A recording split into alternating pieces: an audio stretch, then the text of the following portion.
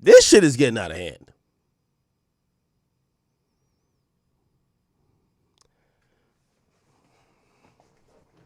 This shit is getting out of hand, bro.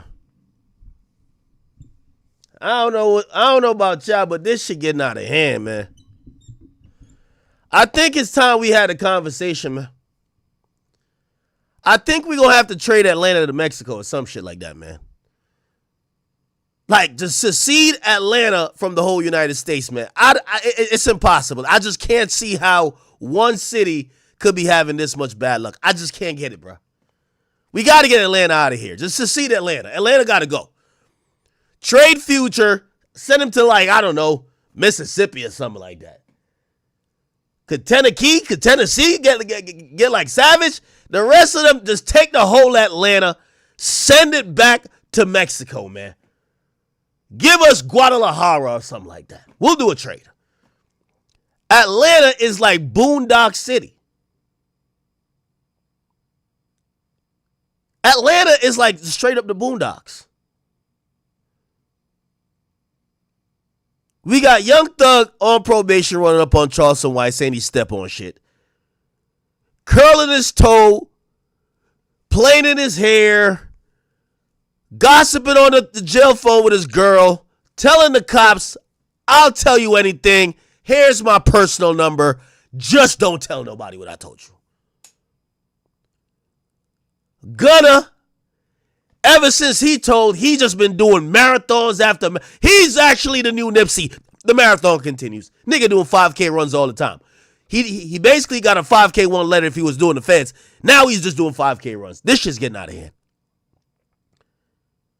And Gucci, man, gets robbed by his artist, drops a statement on his artist, and clearly he ain't doing enough talking yet. Now it's time to rap. Oh, hell nah, man. Atlanta gotta go. Atlanta gotta go, man. Atlanta gotta go. I'm sorry. I was holding out some hope for Atlanta, but Atlanta, you guys are a disgrace. I can't even lie to you. This is bad. We gonna trade Future. We need Future in the game, right? Future and Savage. The rest of y'all could just go, man. Just go. Just go, man. Just go. We good. Think we've heard enough.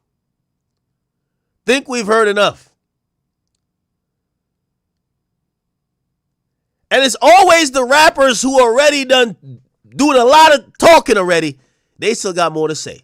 Gucci been quiet this whole damn time. When Gucci see that the case looking a little weak, he said, hold on now, I got some more to say. God damn it, Gucci. God damn it. Anyway, chat, welcome. Thank you for tuning into the stream. I'm happy every time you guys make the decision to pop in here. Bunch of things to talk about. Hip-hop is still, going. We're not talking too much about new music other than the Gucci drop. Unfortunately, hip-hop is kind of all about the fuckery, the drama, who's beefing with who's this and who's that. It's a little bit, it's lowbrow stuff, but, it's fuckery. Fuckery at its finest. Our prayers goes out to NBA Ben 10. He was involved in an altercation where he was shot. We've gotten confirmation on that. There's a bunch of videos, and the rumors surrounding why and how this situation happened is ridiculous.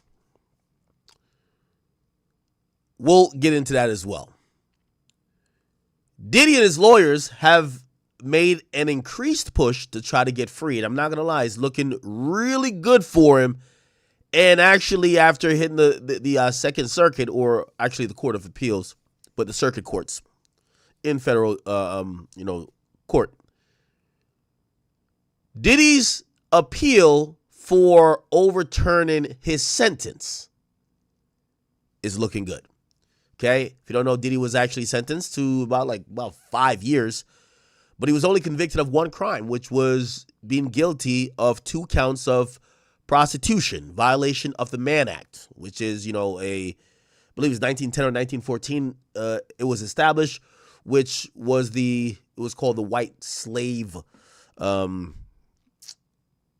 transport law or something of the sort. Basically, you know, it kind of also addresses sex trafficking slightly, but it's more like prostitution, right? It's prostitution. It's not forced labor. It's prostitution. So if you bring someone across state lines for sex work, that would be violation of the Mann Act. Anyway, he was found guilty of those two. Acquitted on sex trafficking charges, acquitted on racketeering charges, acquitted on all of the overt acts and also the predicate offenses in the RICO charge, which those could have carried up to life. So they only got him on some prostitution charge, and they gave him 5 years. Well, he appealed it. Why? Because in the history of time, nobody's ever gotten 5 years for that. Not to mention, again, yes, it is up to the judge's discretion, Judge Arun Subramanian, who presided over the case. But also, you have to remember this. Diddy's the only nigga that went to jail for paying, not even for pussy, for paying for dick.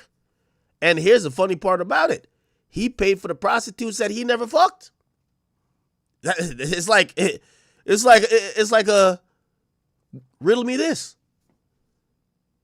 The first man to go to jail for prostitution, but he never fucked the prostitutes. And then the first person who got sent to jail for paying for dick. Not pussy. That's crazy. So he's been trying to explain his case. Alexandra Shapiro is his appellate lawyer. Still has the same team, though. She's doing an amazing job. Apparently, according to the people who sat and listened to her give an oral argument today, it looked really well. And it looks like the appellate division, the circuit court, if you don't know how that works, it's a panel of judges. I believe there's 3 judges in this particular case. So there's 3 judges at that level, and they all listen to the argument. Remember, you're not arguing the case over again. Usually you're arguing procedural things. You're arguing that maybe the trial was unfair. You're arguing errors. You're not arguing guilty or not guilty. That was already taken care of. So they're particularly targeting the conviction, and they're particularly also targeting the sentence. Obviously, if you don't know, Diddy's currently slated to be released, I believe, in 2028. And really, it's about 2 years from now, but it is looking like they might move it up even more, and you never know. Diddy might walk free this week. You never know, okay? Well, we'll get to all those stuff. You guys tell me where you want to start. What do y'all want to start, man?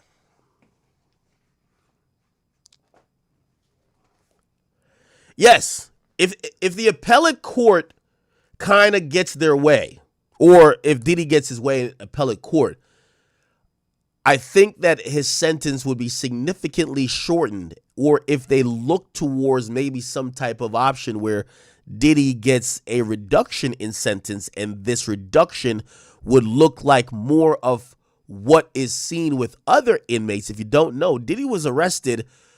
We could Google it. When was Diddy arrested in New York?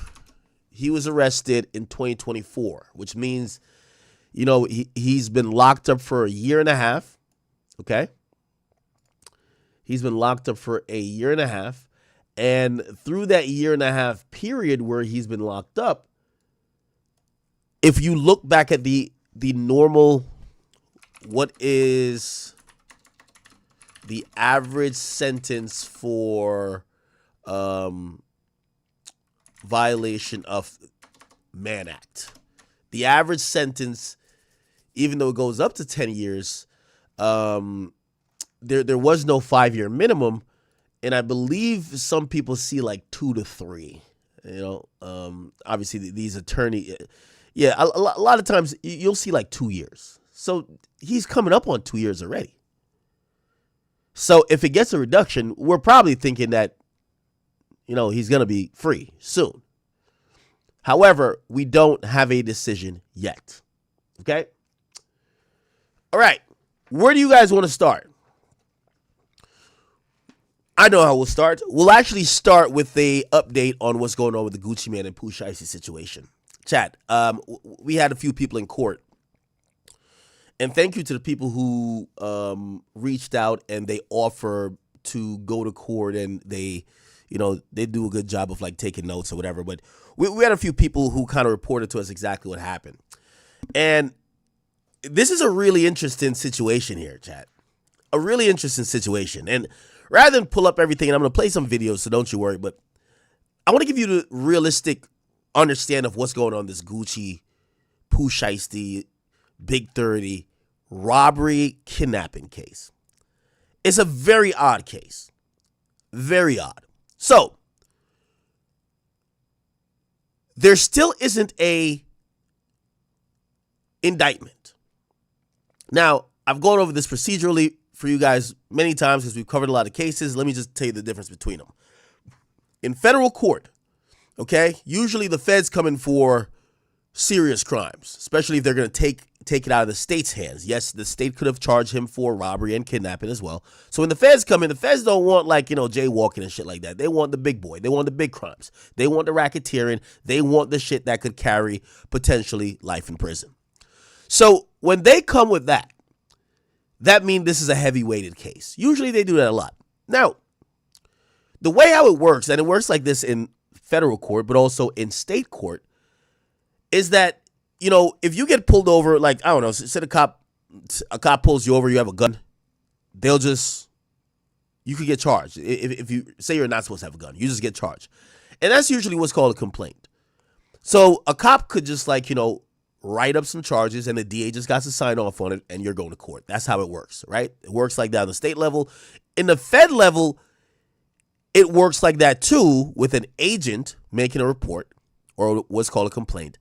But usually in every jurisdiction, it is usually required that if you're going to face charges that will carry up to life, usually first-degree offenses, that usually it goes through a process called a grand jury process. What does that mean?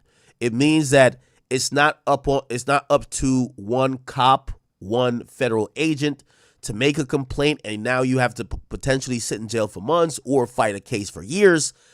It goes to a jury of your peers that could establish or vote if there's probable cause for you to go to court. Okay? For example, when Dirk first got charged, a agent who was monitoring him wrote up the complaint. They got a judge to sign off on it, and the AUSA. And what that complaint did, it prevented Dirk from leaving the country. They locked him up. However, that complaint was going to be challenged after a while, so they went and got a grand jury indictment. And the grand jury indictment is literally, I believe it's 23 people. They're going to listen to the facts of the case. It's usually the prosecutors presenting it. And if half of them say there's enough evidence for probable cause to go to court, you're indicted, okay? They return what's called a true bill. That then gets added to the record. That gets presented, and then you are then arrested and arraigned. The reason why I'm saying that is because this Shiesty case is really odd. Apparently, he's not indicted. So essentially, the only reason he's locked up is because of one agent who was following and working this case. This agent is a new agent. It's a woman. She's a new agent to the agency. Reasonably. She's only been doing the job for 3 years. Okay? So much new, and so I don't want to call her inexperienced or a novice, but the sole person, the woman, and we had the statement up here. I mean the complaint. I can put it up here again. The person was so new. Give me a second right here.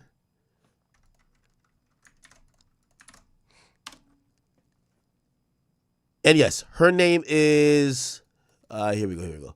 Her name is Brittany Garcia. She was so new to the agency that when it was time to go to court for even Shiesty's hearing, she didn't even take the stand. Her boss took the stand. So you have a special agent that works with FBI. She's the only person who is verified. I mean, there's other people she worked with, but based on her research, her reporting, her investigation, Shiesty's locked up. And she doesn't even take the stand. Her boss takes the stand in replace of her, which is odd. So no indictment, right? They're going to have to try to get one. No indictment. The person doesn't take the stand.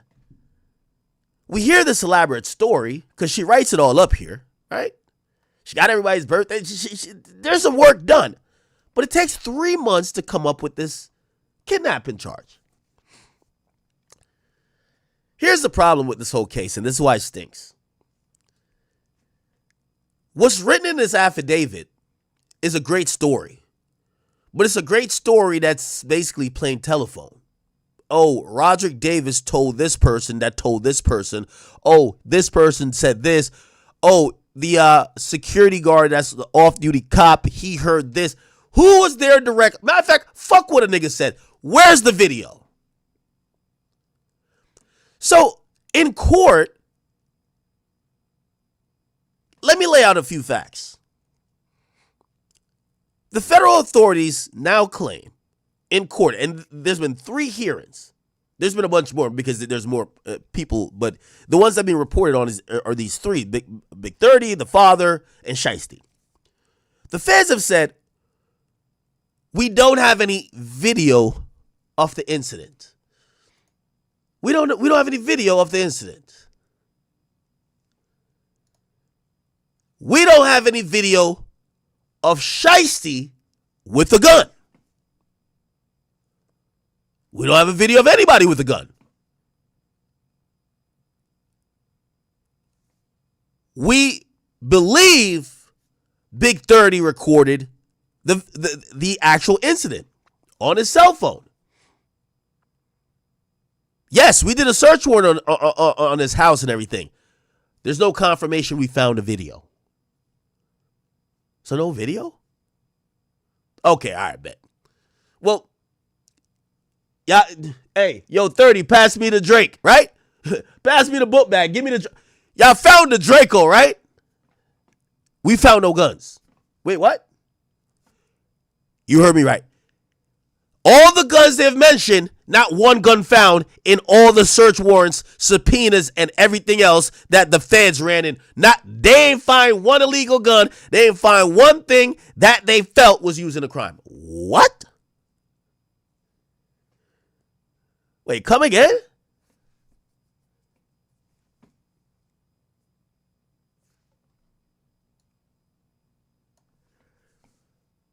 So no gun, no video of it happening. Okay, man. But they got to have found the items. Right? This was a robbery for this. Y'all must have found the watches, the rings, the cash, the Louis V backpack. Y'all must have found that. None of that found either. The police have said they have found no physical evidence, at least to date, or at least what they're saying in court. They said they've found no physical evidence. So what is this case?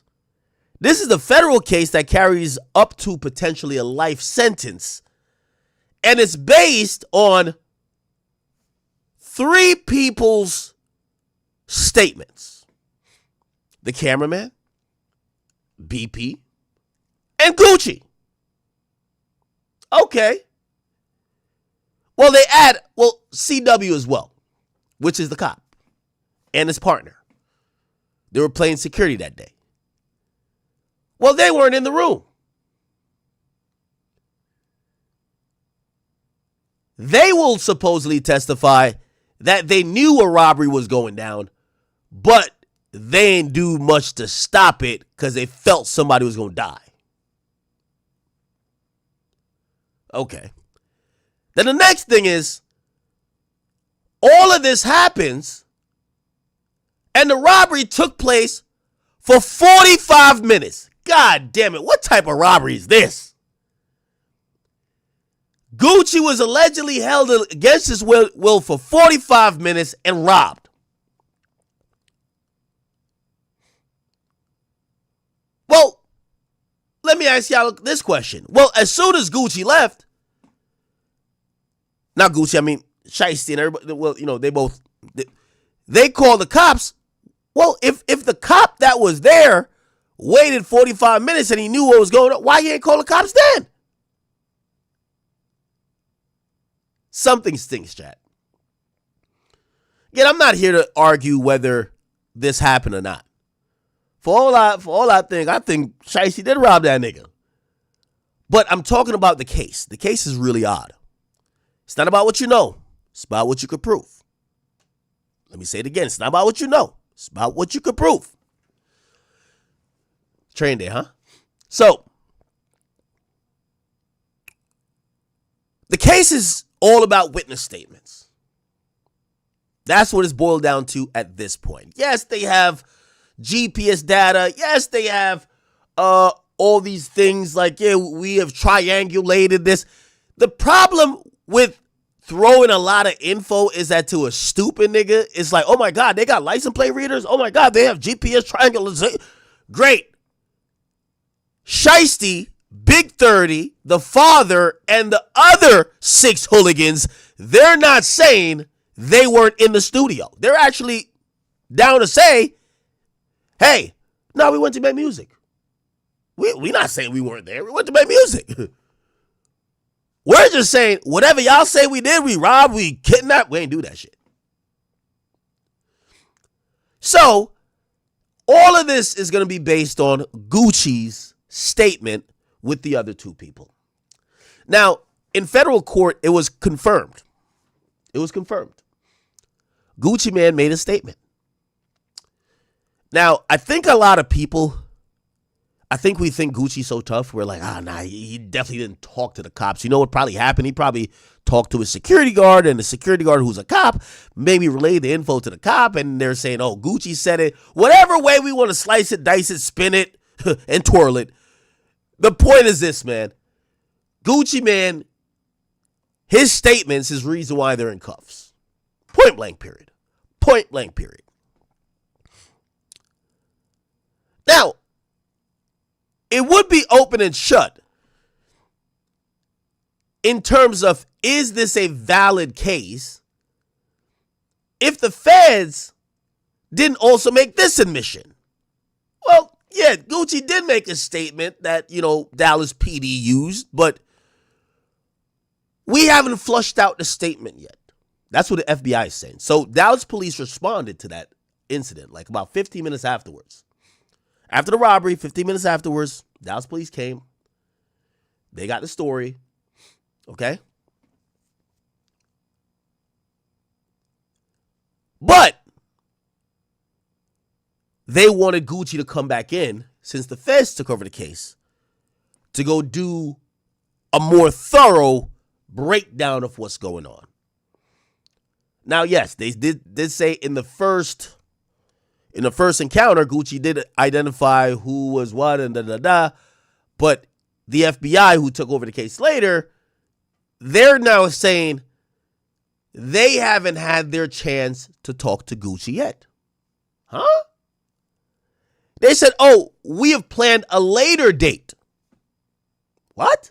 A later date for Gucci and the other 2 witnesses to come in and give us their full statement that we will use and plan to use in court. What does that mean? Basically, we're going to get their full statement because most likely they're going to have to take the stand. However, the feds have said they don't got that yet. So it's only the initial police report they got. This stinks. Something doesn't smell right. Keep in mind, there's no indictment. And if they're going to indict him, I'm pretty sure if this is how it works in a grand jury situation, the people who are sitting there, who are the jury, they could ask questions to the prosecutor. Hey, could we have one of the victims talk? So again, the whole case stinks. Gucci has to do some more cooperating for this to be an actual valid case. He has to go take the stand. He probably has to go take the stand multiple times, grand jury, and probably definitely in a trial if it gets there. But that's what happened, and it's making me think this. Now, the feds aren't really bullshitters like that, but we've seen this year the feds have kind of gotten BTA a bit. You know, the feds with this 97% whatever, we've seen how it happened in the Diddy case. We've seen what happened with YoungBoy. We've seen people have favorable results with the feds. This case actually looks like, in my opinion, and we're going to get to Gucci's song in a second, the feds are using this complaint to get the power of subpoena. Because here's the thing. As a victim, Gucci could just not show up to court. For example, if you're right, let's keep it like domestic violence, right? Say your girl's beating up on you, right? You call the cops on her. Or say if you're a girl and your man's beating up on you. You call the cops and you make a statement. Say the person gets arrested. Now, what happens is they're going to go to court. Now, most domestic violence cases gets dropped because usually those two people get back together, right?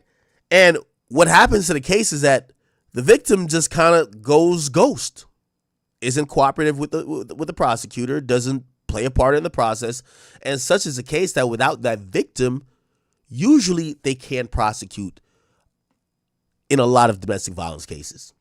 So what happens? The case gets dropped. Well, let's bring that back to the Gucci cases. No, it's not domestic violence. But if Gucci does not cooperate, say whatever he said that day, who knows? Maybe his blood was boiling. Maybe he was hot. Maybe he was mad. Maybe whatever excuse you want to use.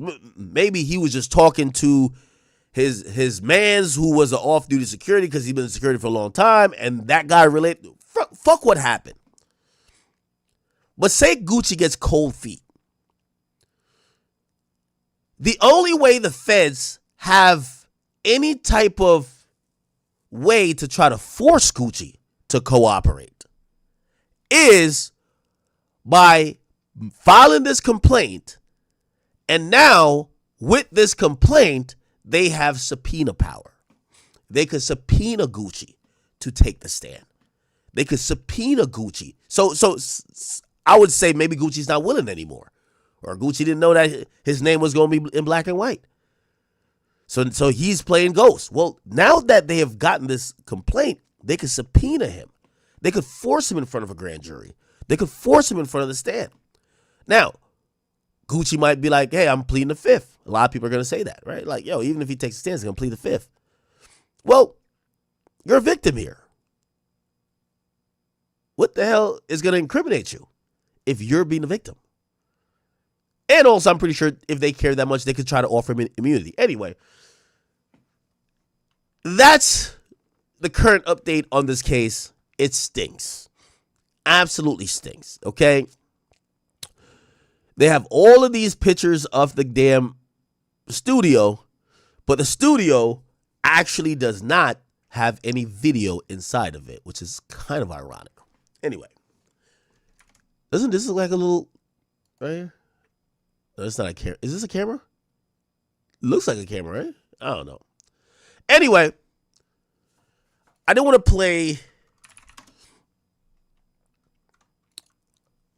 I wanted to play the lawyers speaking on this outside the courtroom. But I do know people want to hear this Gucci Man song. Shit, I want to hear this Gucci Man song. Let me play this first. I'll look up this Gucci Man song on the side. But this was after DeLontrell Williams, which is Pooh Shiesty, his hearing. Because he was on home confinement, he was not granted a bond, but bond wasn't really up for discussion. This is more of a probable cause to even being detained. Okay? And here's his lawyer, Bradford Cohen, and let's see what's up. You tell me when you guys are ready. Ready? Would you say your name first real quick? Yeah, Bradford Cohen, C-O-H-E-N, Sam Zengane, and John Helms. And any questions, just let us straighten them up. Yeah, you got it. Thank you. So we had a bond hearing today and a PC hearing today. I think that the relevant things that were said today that I thought were fascinating were that it took 3 months to build a case. And I think the reason for that was because the statements that were given on the evening that this occurred were very questionable. I think the way that the statements were made, what allegedly was witnessed and what wasn't witnessed, I think gave great pause to the FBI. The FBI doesn't take 3 months to arrest someone if they believe everything that was said on the night that it occurred. They were involved the first night and then nothing happened for 3 months. In addition to that I thought was quite embarrassing was that an FBI agent says they don't have the resources to keep their eye on an individual. This is allegedly an individual that committed a crime that they then didn't watch to see if the guns were present, if the jewelry was present. And what didn't we hear today? What we didn't hear today is there is no contract, this mystery contract. They have no contract. They have no video. Okay, Jesus Christ. The wind is killing this broadcast. Can I find a better one that doesn't have that? Oh, man. Yes, that's all. Where no one is in case. I mean, obviously, there's 5 individuals on one side. What we're missing are the other people that were present in the room, right? The owner of the studio who says he didn't hear anything or see anything. The way they leave the studio, where no one is in concert with anybody else, no one's arguing with anyone else. One of the individuals says, "Hey, can I get my watches back?" Like, the story is quite unusual. And I think that the FBI knew that. I think the investigators knew that it was unusual. And I think that's why it took so long to make the arrest. What is your response to the judge saying that, your client still violated the terms of his ankle monitor location? Sure. Those are all things that are going to be, flushed out. The fact is that he was allowed to be in certain areas. This is bad. How the hell Fox don't have good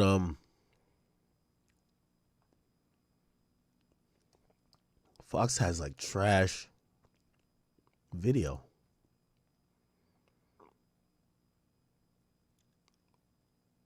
See this? A federal Williams Jr. Okay. Yeah, Bradford Cohen, C-O-H-E-N. Okay. Cooperating. Can you say anything about the identity of RD and then Times that really. Oh, okay. Oh my God. We just can't get right today, huh?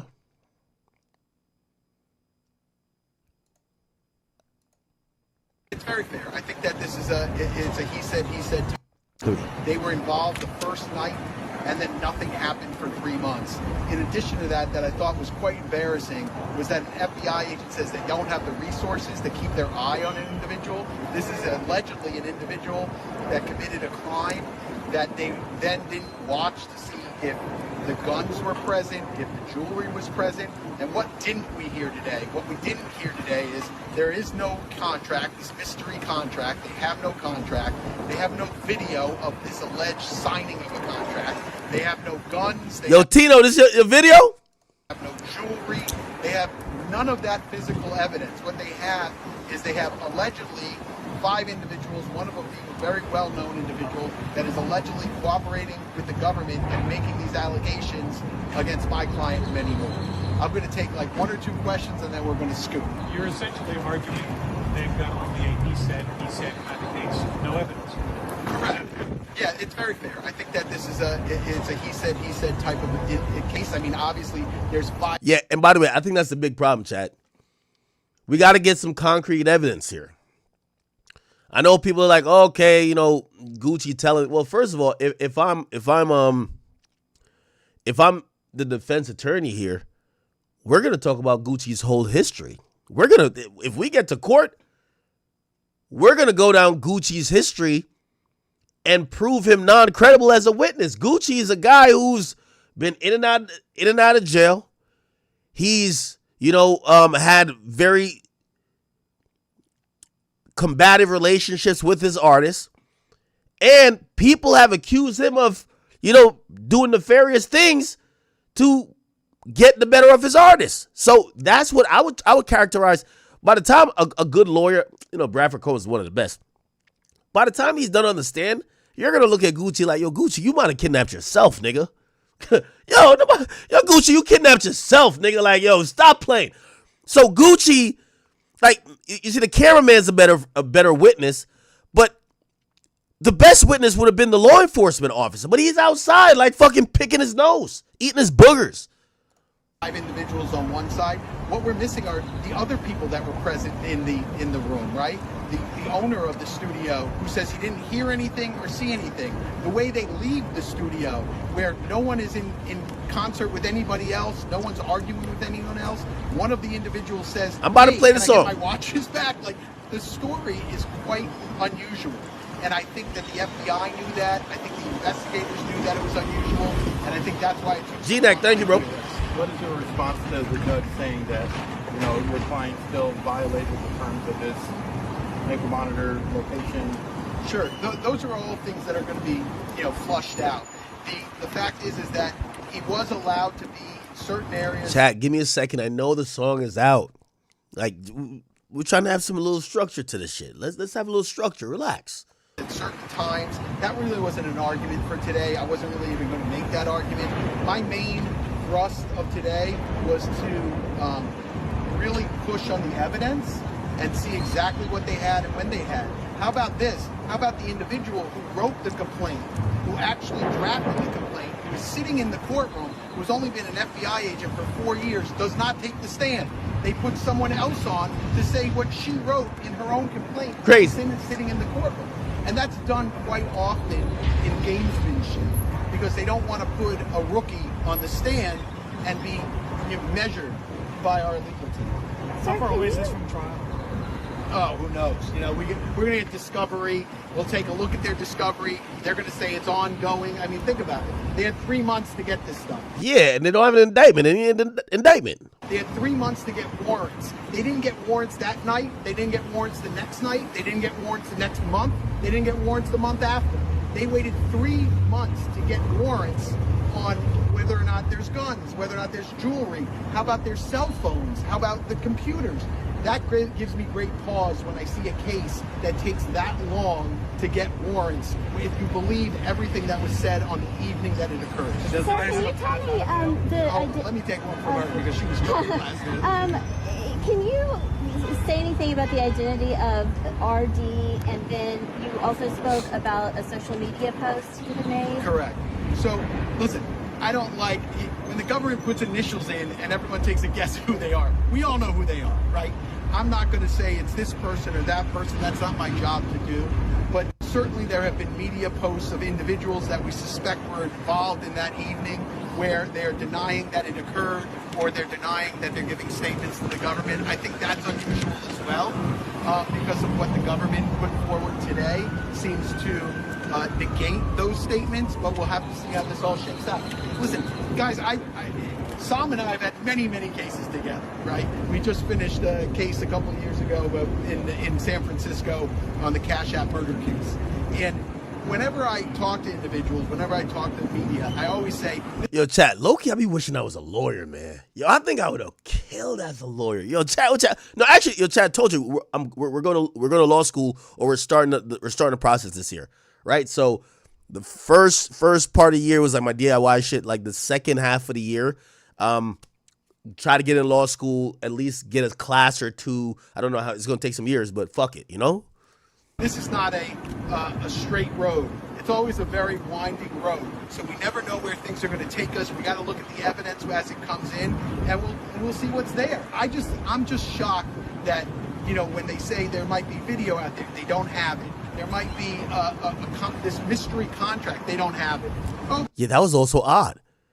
So y'all tell me I don't have a copy of the release? The whole argument is you kidnapped the guy to have him sign a piece of paper. Okay, what was on the piece of paper? Do you have a copy of it? Did Pooh Shiesty try to turn it in to his lawyers? Like, where's this piece of paper? They were at Staples, making copies. It's just a total guess.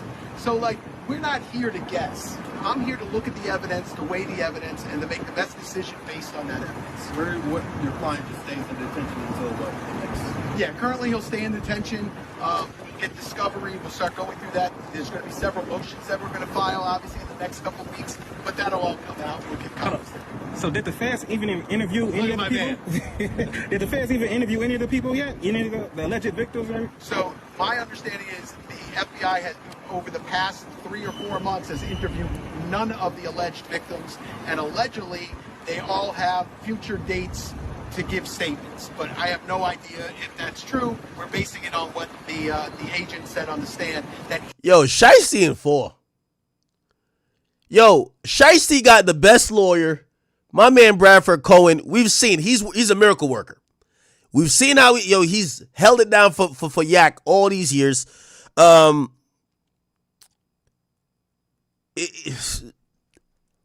the feds come with some other shit or Gucci starts singing like a canary, I think this is getting beat. each one of those witnesses from that evening is going to appear and give a statement to the federal authorities. So RD never made a statement as of now? Not to the FBI, but that evening it appears from the material that they produced and from the agent's testimony is that RD gave a statement that evening, but since that evening has not given another statement. But okay, and again, this is just an update on what's happening. I know you want me to play the song. Give me one more second. I just got to play this 1090 Jake thing. It's going to save me some time that we don't have to go back and do it. But 1090 Jake did pull up some paperwork on the Gucci statement, and if you're wondering, did Gucci tell, did he not? Well, this is a little bit more FBI agent testified under oath that Gucci gave statements to the Dallas PD about the Pooh shiesty robbery, and I have it. The incident report would state responding officers met with Gucci, Brandon Putman, and Matthew Marzal, who stated they were robbed at gunpoint by 6 or 7 unknown suspects, all wearing black attire. But that isn't all. This is the actual statement, and it's been redacted under Texas law. So if you don't think they ain't said nothing, well, what the fuck you think all that is? Paperwork would also state they got Gucci for $3,600 in cash, a $250,000 watch, $250,000 earrings, a $50,000 wedding ring, and who the fuck? Damn, they robbed him for $250,000 earrings? Damn, I didn't know earrings were that expensive. Fuck you think told them that? Now pay attention, because all it showed us was they said 6 or 7 unknown suspects were the ones that robbed them. But the federal paperwork would show us BP, Brandon Putman, one of Gucci's day ones, identified not 1, not 2, but 4 suspects himself by Instagram handles and names. That same federal paperwork would state that RD, Roger Davis, aka Gucci, identified Pooh Shiesty and Big 30 by their Instagrams. And this is a throwback picture of BP and Gucci in the Sun Valley Apartments off Boulder Crest Road, Zone 6, East Atlanta. And somebody at the bottom said, not one rat or coward among us. So y'all said Gucci ain't snitch, his security snitch. His security was never even in the fucking room. True. They hit Gucci himself for over $500,000 fucking dollars. All together off Gucci's team, they got over $600,000 fucking dollars. They was not about to let that slide. The police said who? They said them. An FBI agent testified under oath that... Okay. All right. Now, so that's the latest. That is the latest. More details. Okay. There is some... Oh. Let's get to this song. So if you guys don't know, Gucci Mane announced pretty much like about an hour or two ago, he says he's dropping at midnight. He's dropping a song that's called Crash Dummy, with a picture of a dummy that's crashed. Now, this has to be a Pooh shiesty diss song. There's no way he's dropping a song. I see somebody in the comment section on Instagram saying, watch, this has nothing to do with the situation. Let's actually go find a copy of this song and see if we can listen to it. Is it out yet, chat? Gucci Mane Crash Dummy. We got to listen to this shit, chat. Is it out? Okay. Oh, here we go. Here we go. Y'all ready? They said what? He's dissing everybody who robbed him. Yo, this some Atlanta shit, man. I ain't gonna. Yo, Atlanta, man. Yo, I love y'all Atlanta niggas, but yo, I see why all the wave went to Houston. Atlanta's on bad timing. We got to trade Atlanta to Mexico, bro. Atlanta is finished. It's done. Finito. It's over. I ain't even gonna lie. Yo, just give us, this is like the NBA team that's tanking. The only two people that's worth anything on the team is Future and Savage. Let's get them off the squad and send the whole Atlanta, just send it over to Mexico, okay? We'll trade them. We're going to trade the whole Atlanta. The whole Atlanta for like, I don't know, El Menchito or something like that. El Mencho's son or something. I don't know who we going to trade him for. But the whole Atlanta got to go, bro. Whole Atlanta. Dropping a diss song to the robbery is wild. Dropping a diss song to the nigga who robbed you? All right, let's hear this shit, man. Yo, Zaytoven, I don't even put my drop on this. Yo, Zaytoven, you brave. I don't want nobody to know how I even produce this junk. God damn. Yo, forget everything I said. Remember I said Gucci ain't gonna make a statement? Nigga, this is a statement right here. Yo, this is a statement right here. Yo, I swear to tell the whole truth and nothing but the truth. Yo, I'm gonna keep it a bean with you. I'm gonna keep it 100. But I ain't gonna even name them right. This is a lot of them. Yo, Charleston White gotta step his snitching game up. Charleston White ain't doing this shit over a beat with an 808 with Zaytoven. Charleston White just doing this on Instagram and his draws. Charleston, you gotta step your game up, bro. This nigga brought an 808, a hot beat. This shit sound like, yo, this nigga got ad-libs for the goddamn storytelling. Brr.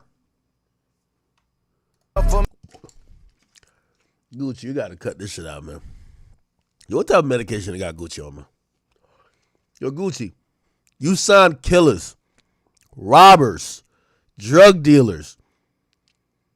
Why are you acting like you hired somebody at like a Fortune 500 company, man? Like, yo, you signed a rapper who was about robbery, murder, and gang affiliation, bruh. Talking about you fooled me. I thought I came for a business meeting. Gucci, you've never seen, you signed a nigga that invented the term shiesty. He was rocking a ski mask, not a fucking business suit. What you think? Yo, what is Gucci talking about? This almost feel like parody at this point. Man, we need y'all to come to the front of the church, man.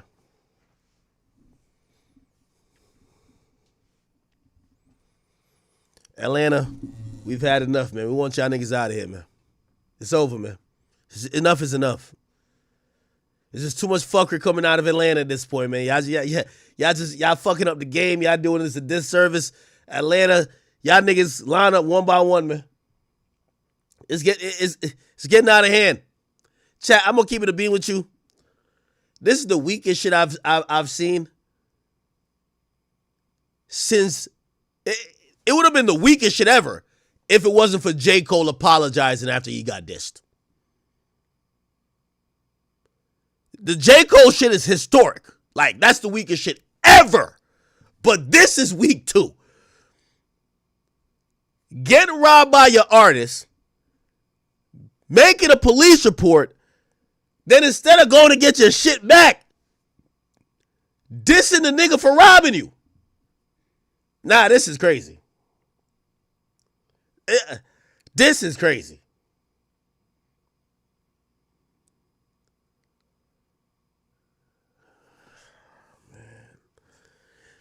You know I'm kind of like hurt by even the song. By the way, I'm a civilian, so you know me.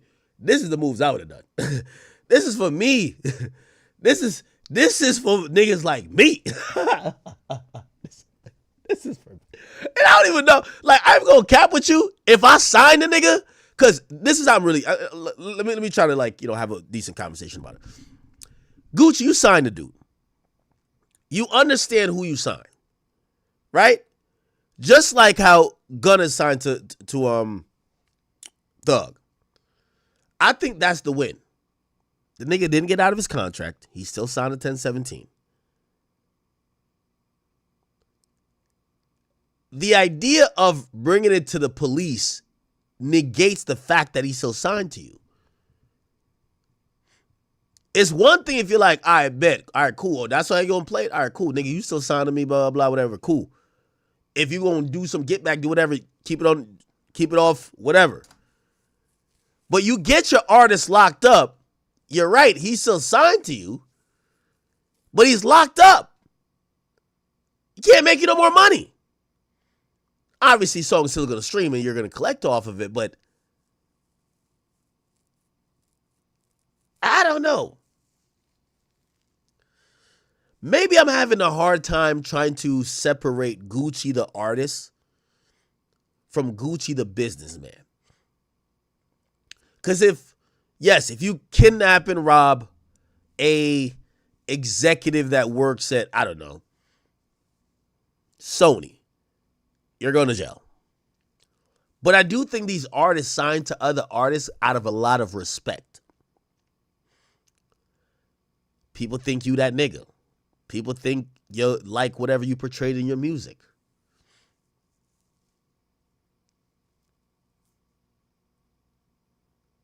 Yo, hold on, man. This is ridiculous. Gucci, I'm gonna keep it a being with you.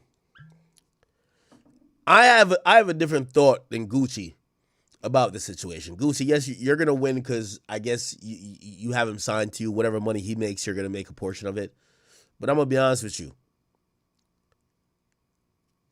I think you torpedoed your legacy, and this nigga is like a generational goat. That nigga treated you like a herb, robbed you, took your wedding ring off, unscrewed your earring, told you shut the fuck up. You might get your bitch ass shot on GP, had you on your knees begging and pleading, and all you did was do a diss song. Whenever Shiesty come back out, yes, yo, Shiesty is 26. Whenever he get out of jail back and he drop his next shit, bro, this thing's like King Kong when it comes to street rap. King Kong. Nigga, he done gave you every example. He done given you every example of what he talking about. He robbed a rapper. Shot a security guard. Shot another nigga in his ass. Robbed that. Now I ain't gonna lie to you. Shiesty. Number one, I don't think these charges are gonna be the thing that convicts him for a while. I do think he's gonna sit in jail for some time because he was already on home confinement. But I think Gucci thinking that this just makes Shiesty like, oh, okay, you're a crash dummy and you're out of here. I think, bro, it's a reason. Y'all niggas is street rappers. And for all the people who might be like, you're being a little bit ignorant. No, we're talking about street rap here. In street rap, ignorance, especially when people live through it and get through it, is what builds the aura. The idea when you hear, oh, this nigga got a couple of bodies. Oh, this nigga, he did blah, blah, blah. He survived getting shot this amount of times. This is why rappers used to lie about how many times they got shot, because it created the Superman effect. It's a reason why we listen to Gucci shit back in the day and we hear all these wild things. You're like, oh, shit, Gucci's that guy. I think Shiesty's image goes up with this. Now, yes, he's going to do some time. Not denying that.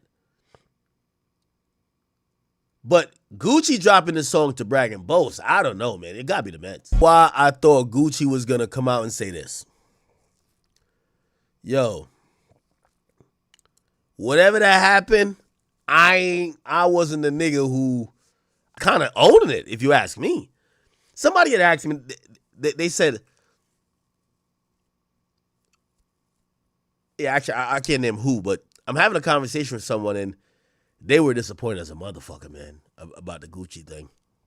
They know him personally. And we got to talking about, do we think Gucci's going to take the stand? And I'm like, nah. Gucci's going to try to backpedal from the telling, right? Some of the stuff he said got in the police report. Damn, it flipped to a complaint, but he's not going to actually take the stand. And then the person told me, they were like, why not? Like, yo, his name's already dirty. Like, his name's already in the thing. And I'm like, nah. He could kind of walk it back like, oh, the cops lied. I never told him that. Yo, somebody else said it. But Gucci seemingly, I mean, Gucci. Wait, it's muted? That might be a. Let me check to make sure. These niggas is not trying to copyright the stream. He just dropped the song. Give me a second. Yeah, if I'm muted, it might be YouTube that's doing it. Man, this is ridiculous, chat. Give me 1 second. Just hit the refresh button. Man, this is bad, man.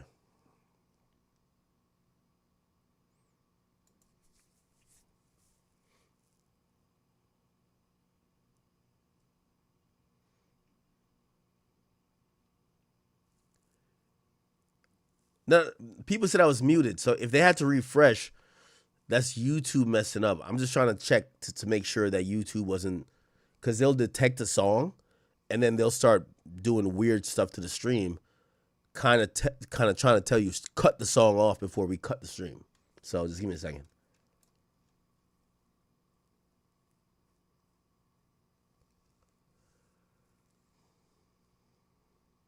Dropping a diss song to the niggas who robbed you.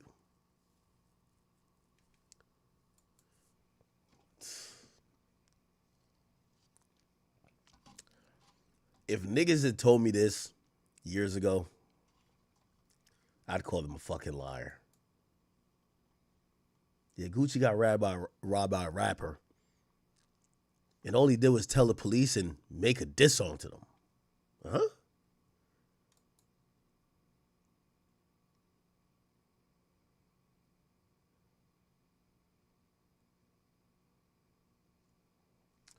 Give me 1 second. All right. Are we good? Okay. All right. I don't see a warning. Okay, good. I think I'll play. Vibe is so off with the song. Yo, chat. Remember I always tell y'all, when a nigga like so real, like there was sometimes Chief Keef, I know Chief Keef's rapper was horrible sometimes, but that nigga had that real nigga aura, like, the shit sound fire. You know what I mean? Like I told you, I said, this little Jeff nigga, man, that nigga can't rap worth a lick. But after you realize what he rapping about is true, like the shit sound fire. I never really took note of Gucci's rapping skills, because I was like, this is a real nigga just going off. Like he not supposed to be like lyrical miracle on some Kendrick shit. Nigga, I'm listening to this, I'm like, this is like some ABC rap right now. Like I'm actually judging his skills. Like this shit sounds so fraudulent. I'm judging his skills. I'm like, yo, this nigga, this is some weak ass raps. It's like some ABC, like, you know what I mean? I love you, you love me. Like this is some weak ass raps. It's not even some good rapping. Weak raps, like, I'm like, oh man. And I never look at Gucci's music and say that. Like, the quotables I got for Gucci, man, ain't even like clever lyrically. It's just like facts. Like, yo, go dig a partner up, nigga. I bet he can't say shit. If you're looking for the kid, I'm in zone 6. I'm like, yes, that's some facts. Listen, this is basically him saying, yo, and this is why I don't like rap. This is why I don't like rap. You know what I mean? You see when 6ix9ine came out, and 6ix9ine was like, yeah, I snitched, but like the reason why I snitched, niggas fuck my baby moms, niggas robbed me, niggas kidnapped me. You know what this nigga said? Man, shut your bitch ass up. That's what niggas told 6ix9ine. Man, shut your pussy ass up. Street niggas, if we get kidnapped, we gon' kill their mama. We tie up their family. Yo, they fucked your bitch, nigga, fuck his mom. That's what they said. Yo, the whole Atlanta right now, nobody want to talk. Everybody's like this. Yo, you got Thug doing motivational speeches. You got Gunna running a 5K. You got Lil... Wait, what the fuck's on my screen right now? The fuck? The fuck on my screen? That spit on the camera? Yo, bro, I'm just saying, dog. Yo, chat. Yo, the whole rap game owes 6ix9ine. I'm about to call 6ix9ine. Y'all owe 6ix9ine an apology. Word up. When 6ix9ine came out with the best excuse for snitching, y'all all said, nah, that's not good enough. Everybody start doing the Liam Neeson. 6ix9ine said, yo, I told on him They fucked my bitch. Nigga, they fucked your bitch so you could tell. Nigga, you supposed to fuck they bitch. Fuck, nigga, fuck their mama, they auntie, they grandma. You gotta get it back in blood. Yo, they robbed me. Nigga, you gotta get it back in blood. Kill them niggas. Yo, they kidnapped me. Nigga, it's on 4K video. 6ix9ine getting kidnapped. They don't even got a fucking Polaroid of Gucci getting kidnapped. It's a 4K video of 6ix9ine getting kidnapped. You know what nigga said? Nigga, you pussy, nigga. You gotta go, man. Yo, you gotta go to duct tape the rope. Go kidnap that nigga family, nigga. Throw somebody over the bridge. Nobody wanted to hear what 6ix9ine was saying when he said they kidnapped me, fucked my bitch, robbed me. Nobody wanted to hear it. Gucci Mane get the earrings screwed out of his ears and made a whole song clowning the niggas that did it and telling on him. And the whole Atlanta is like, yeah, this shit fire. This is crazy. On that broke shit and I'm a rich ass exec. The head nigga in charge, it's my name on the check. Hip hop owes 6ix9ine an apology. Hip hop owes 6ix9ine an apology. Y'all done said those reasons were, the nigga had reasons why he told. He said, yeah, I did tell, but I have 10 reasons. I got to, it's not even trolling. We got to get some answers. We got to get some answers.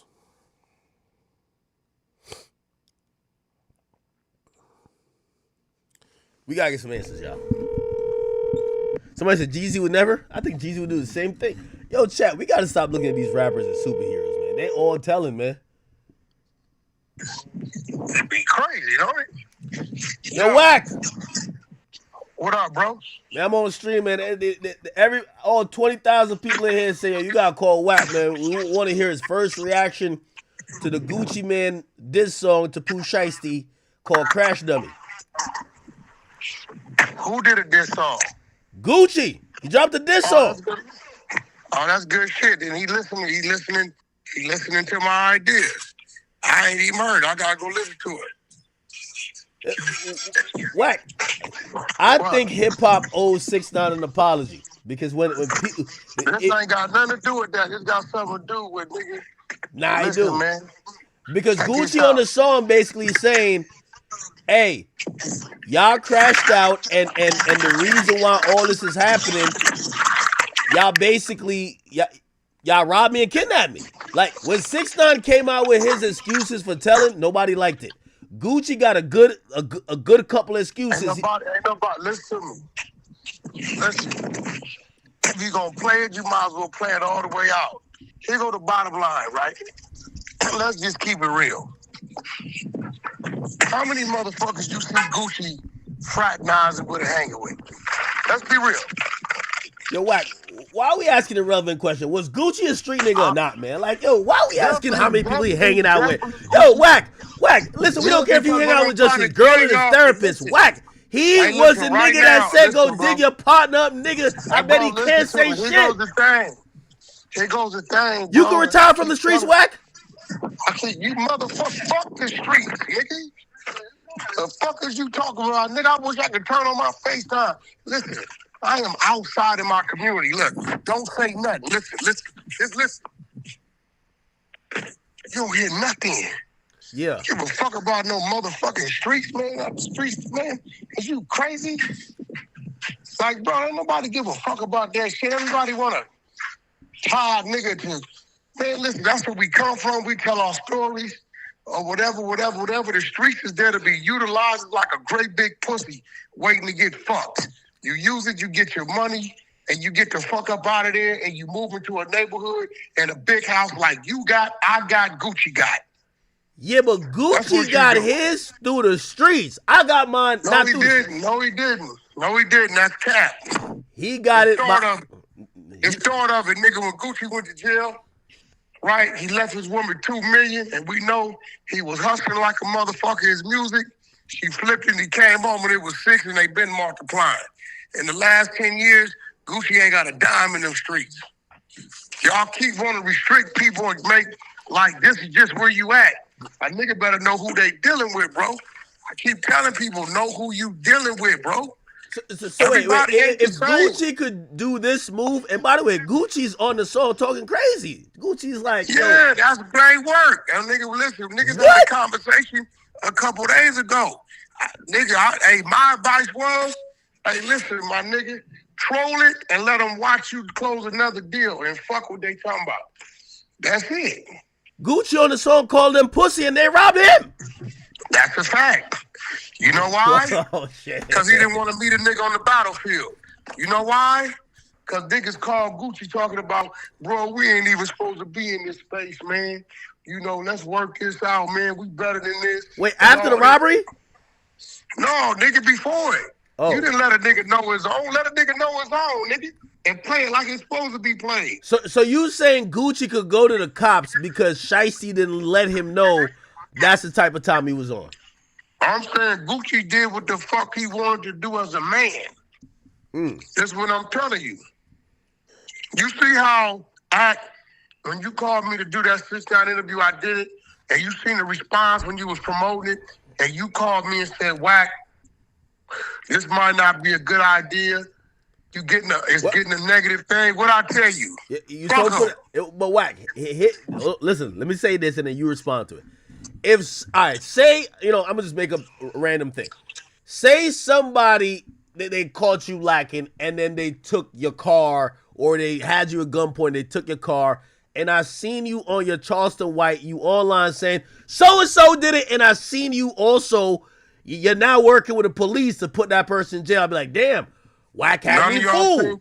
Wack. None of y'all seen Gucci Mane do none of that, bro. Well, his name is in the statement. Roderick Davis. Nobody seen Gucci Mane on the stand. Wack, you the person that says we got the work. We got the work. Literally, it's in court. Well, you need the video now? This is what I'm telling you. If I'm right, them dudes gonna be convicted based upon 3 people. Based on the song, Wack, you want me to play this song for you? The first 3 lines, he basically said, y'all niggas is crash dummy because I thought I was going to a meeting and you set me up. He's talking about it. That's a statement. He's giving a statement on the song again. They can't use a song in the feds. You know that Lil Durk just proved that. Wow. Listen to me. I don't believe Gucci is gonna cooperate with the federal government. Wack, he just did a bunch of telling over an 808 beat. That's a song, that ain't a statement. Whack, his name in the paperwork already. Whack, hold on, Whack. If I send you to work, you gonna read it? We have to work before you. but you saying that you saying he got to be on the stand. Why he got to be on the stand? But you had a proffer for Shiesty, and you're like, yo, that's good. A proffer is federal. Listen. A statement is a statement. Listen to me. His statement got somebody in cuffs. Listen, little square guy. If Pooh shiesty would have been getting charged in the state of Texas, y'all got him. And he still gave a statement to identify. I'm not gonna deny that. But he picked him out of the lineup. Listen, the federal government has picked it up, right? He has yet to give any statements or show any cooperation with the federal government. So, I'm just being real, bro. So you're saying he snitched to the Dallas police, but since he ain't snitched to the feds, it's different. No, telling is telling. I'm just telling you, when it comes to their conviction, I don't believe he's going to take the stand for the fans. That's all I'm saying. If you thought that Young Thug told with that interview, this is full-blown telling. This come on. Young Thug definitely told. What I'm telling you is 2 different things. Did he give a statement? Yes, he did. Why did he get a statement? He did what he wanted to do as a man. And to this date, he has yet to give a statement to the new agency that is bringing the charges. That's all I'm saying. So you're saying he could backtrack the telling by not telling anymore? No. I'm telling you, they are not being tried in the state of Texas on the state level. Yeah, but hold on. But Wack, the feds took over the Dallas case, which he already talked to the Dallas people. So you're just saying you need a new statement.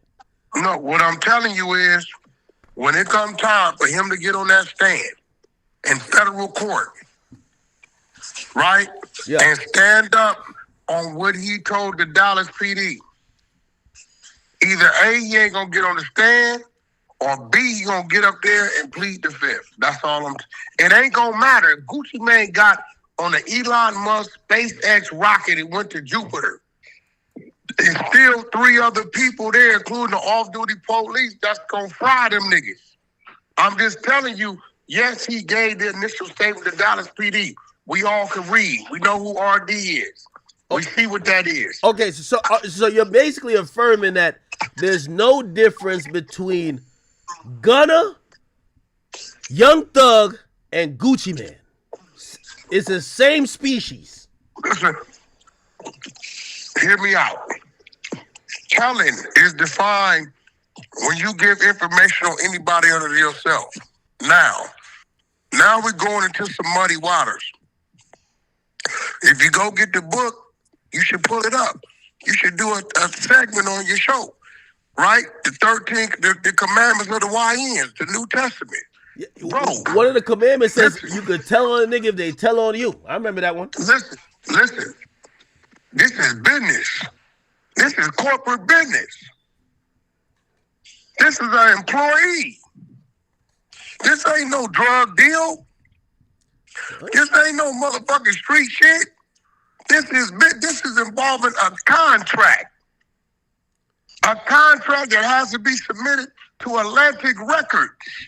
Is Atlantic Records the project? Hold on. Is 1017 a neighborhood or is it a corporation? Okay, you cooking right now. Go ahead, Wack. Go ahead. Not down as an employee of 1017. Okay. This is business, man. That man is doing what he got to do to take care of his business. And as a man, if he can live with how he handling his business, then that's what it is. This ain't none of this got to do with the streets, bro. Wack, I agree with you. For example, if Gucci filed a lawsuit saying, hey, you're not dropped from my label because the release papers were signed under duress, no problem with it. That's actually business. But when a nigga unscrew the earrings out of your ear and take your wedding band off and you write in a police report, I got robbed for $3,600 in cash, $250,000 in earrings, and a $250,000 ring, I think at that point, that's your manhood and your pride and your ego. You just got robbed. That got nothing to do with business. He just took If I owned a jewelry store, if I opened up a jewelry store, I'm telling niggas right now, because I think these dumb niggas think I'm supposed to be dumb with them. If I opened up a jewelry store and you came in my jewelry store, my place of business, and robbed me, I'm calling the police. It's business. How else I'm going to recover my motherfucking, I'm going to file my claim? How else I'm going to do what I got to do? I keep telling y'all, just because you young, dumb, and stupid, don't be the motherfucker going to get old and be stupid. Y'all got Wack. the whole game fucked up, bro. So I agree. I understand. Somebody breaking your house. And by the way, we do got to, hold on. Wack. Hey, chat. Wack don't realize he just put himself in a trick bag, right? I'm not in no trick bag because I'm not going to tell you the trick bag you got into. Okay, so if you're saying that, I like your jewelry store analogy. We're going to expand it. So if that would explain, because there's a way to look at it and say, well, Gucci, his stuff is insured. He got to make a police report, this, that, and third. Remember, it says in the paperwork, Gucci identified. But whatever, we're going to let that go. Why did you say T Grizzly was a snitch when he supposedly called the police or talked to the police when his house got robbed? He's trying to get his insurance claim. Academics, this is your problem, right? There you go. No, this is your problem. You so much of a motherfucking square out here playing out here in this Chat, we got him. That you's a bozo, so let me rewind it. No, chat, we got him. Let me rewind Go it. ahead. Baby Shooter, who I put you on the phone with so you can hear it came from, said T Grizzly told based upon the home invasion. Now, Wack 100 called T Grizzly a rat. because when they was talking to this nigga on FaceTime, and these niggas is mentioning other niggas' names on the open case, he took that. Fuck what Shooter going through. He took that with these other 3-4 niggas' names and released it to the internet. Get your facts right, you big pumpkin head motherfucker. Hold on. Wait, but Wack. Yeah, nigga. Hold on, Wack. I still got you in the trick bag. Okay, so I bet. So Gucci ain't tell then. Gucci told with the song. The song Crash Dummy, he basically talking about the same it's even worse. He put it out on the song. We don't even know if he wrote it. Oh, we don't know if he wrote it? We don't even know if Gucci wrote the song. He could just be the composer. What? Yo, what? That's a fact. Chad, what? I can send you a song right now that another nigga wrote, that another nigga rapped. Chad. It's a fact. Yo, Wack. No, hold on, Chad. Remember I told you, I said I'm about to try to get my law degree this year. Wack need to get his criminal defense degree because, Wack, what type of what are you saying right now? What I'm saying is, right, the T Grizzly be cleared up. You thought you had, you didn't. No, I got you on that because on the song, Gucci said, you a crash dummy because after that, you still signed to me. So he makes it clear who he's talking about. He said, I went for a meeting. Y'all had a setup. Y'all were jealous. I'm rich. And by the way, this is another thing I like what he said, because Gucci is a legendary street rapper from what people know. He says what they did was just some broke nigga shit. And I'm like, Gucci, you've been rapping about doing shit like that all your life. So you was doing broke nigga shit? Bro, rapping about it and doing it is two different things. I like when my rappers is doing what they rap. I don't like when they just talking shit. Get the fuck out there. If these rappers did what the fuck they rap. Now, some of these rappers is like that, Wack. Not everybody's good with making words. Rappers didn't start rapping about what they really do until the term YN came into play. Niggas before that was rapping about street folklores and shit like that, bro. Niggas, that's incriminating yourself. Some more dumbass shit. Wack. With the drill era coming in, yo, people don't even listen to niggas who just rapping a bunch of DuckTales. Niggas want to know you doing it. Hey, bro, you don't know what a nigga doing unless you there with him. Now, we could tell these days, King Von, he was doing everything he said. Everything. I don't think King Von lied about nothing. And now with Pooh Shiesty. Man, y'all don't know what a motherfucker was doing unless a motherfucker was there with him. I don't give a fuck what you talking about. Wack, Pooh Shiesty said, I don't need security. I can keep my own fire in the club. The nigga went in the club. Security was too close. He shot the security. The nigga was doing what he said all along. So now I don't know nothing about what you mean shot what security. Where that's at? Shit, that was in Miami somewhere. And then, yo, that's cap. You never seen that? I mean, we not gonna see the video, but we seen the charges. But you're a liar. And then Wack, you'll never see what? See now you in the truth. Let me tell you something, little guy. See, you be talking to me and not knowing. I'd be the one in the middle of a whole lot of shit. So you talking about the footage that just disappeared, right? I don't know if there was You talking about the day after I met the daddy in the Fountain Blue, right? Little nigga, stay in your lane.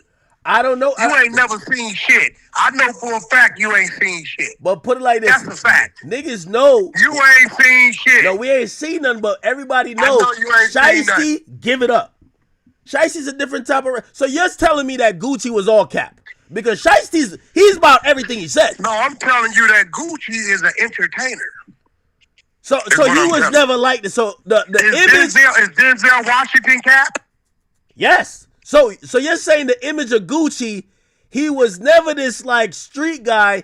He was just plain one on TV. And when a real street guy stepped to him and robbed him for his earrings, of course he would tell. No, what I'm telling you is Gucci's a great entertainer. He's a great rapper. He come from the streets and he rapped about his experiences. What's wrong with that? But how you get robbed by Shiesty like that though?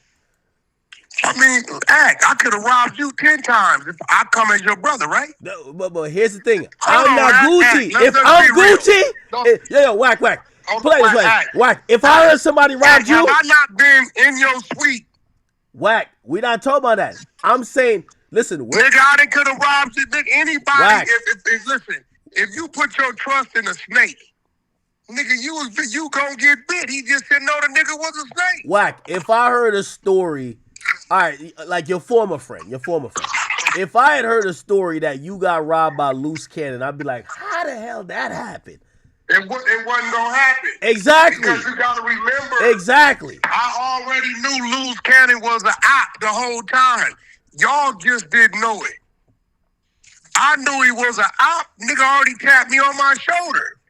Hey, I think Gucci moved a little bit green in the situation. He flies to Dallas.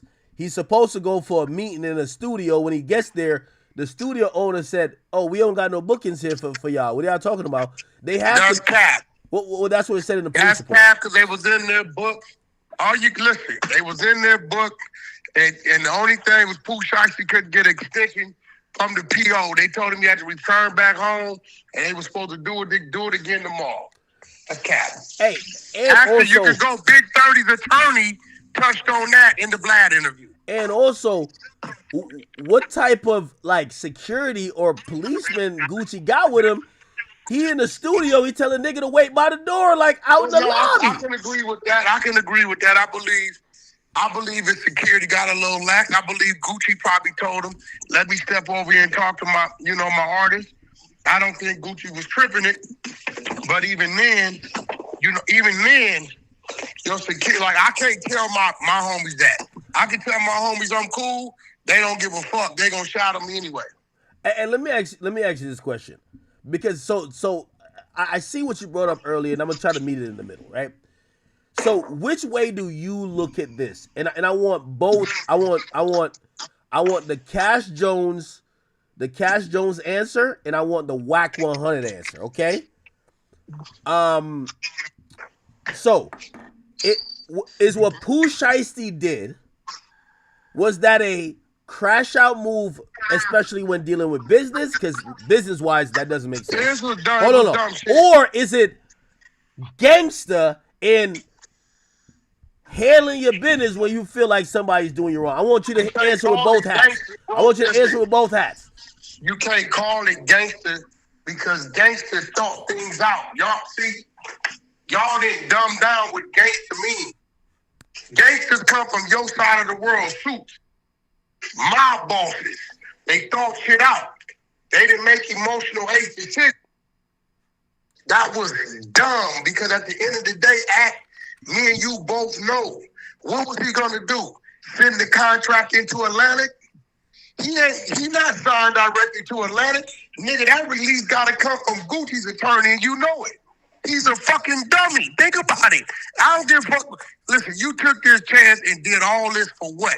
If the contract don't flow from Atlantic from Gucci's attorney to Atlantic, it's not gonna be recognized. So of course it's dumb as fuck. Keep it real, act. If the attorney started the contract, Wack, on a business level, I agree with you. I agree with you. But I'm asking you from the perspective of people who frequently play in the environment that's called the streets. Is that a gangster move? That ain't the streets. Nigga, you got to know when you dealing with the streets and when you... Listen, bro, you can come in my house right now, stampede it, put guns on us, put us out. It's still not your house, dumbass. Get what I'm saying? Like, these niggas is dumb as fuck, bro. Think about what you saying. It don't mix. It doesn't go the same. This ain't, nigga, you just took my dope sack and it's gone. Well, okay. I get you with the contract stuff, but they confiscated all his earthly possessions. They took $3,600 out of his pockets. Okay, they took his keychain. They took his house key. They took his car key fob. They took the earrings out of his ear, unscrewed it. They took his wedding band that he got gifted by his wife at his wedding. They took everything from him, and they probably sold it or they did something with it. Do you consider that a gangster move, given the fact that they robbed Gucci? Hey, bro, the gangsters I respect is the ones that I gave opportunity to play gangster, right? End of the day, his whole thing should have been to negotiate that contract. And now you sitting in there looking at 10 to 20 years or better 15 to 20 years, the streams are going through the roof and Gucci Mane getting paid. And our nigga done dropped a diss song on you where he getting paid even more. And everybody gonna listen to it. Well, here's the thing. So according to his attorney, matter of fact, you and his attorney got into it last time, but according to Bradford Cohen, the feds have said they don't have any physical evidence. No, they don't have any videos or pictures of the guns. They don't. The feds said that, hey, bro, if the feds would have said that, they would have never signed a warrant to arrest. Well, they claim they have statements. So Gucci's gonna have. What else do you need? So you think Gucci's gonna be in court, and when they say, "Do you see the man who had you at gunpoint and forced you to take out the earrings out listen, your ear?" Bro, this is not a video game. Gucci Mane's finger and his voice ain't worth no more than the photographer, the security guard, and the other motherfucker. All it takes is them. You can eliminate Gucci. They don't even need Gucci. He's just a celebrity name. If I rob you, Denzel Washington, or the bum on the street, if all y'all can identify me, they booking me the same. It's real shit, eh? If your neighbor across the street get his house broken into, and you get your house broken into, they gonna give him the same amount of time as breaking into your house as his house. They're not gonna say you get an enhancement because it's academics. So you're basically saying that we just trying to figure out. So is Gucci a rat or not, man? Hey, that's all I'm gonna tell you. Let me ask you something. You think a motherfucker could get me to call you a name, academics, if you was dead guilty? Okay. All right, so it's one of these where it's like, all right, he did something against the rules, but you're not gonna call him that. And also, you see the angle where he's a businessman. He's playing on the sidewalk these days. So niggas should have never even brought the shit to him, expecting that he was gonna keep it straight. You gotta know. Listen, sometimes it's just like Tupac. Know who you dealing with. Niggas know not to rush and stop baby laying out. He's a murderer. You got to kill him. If you can't kill him, you leave him alone.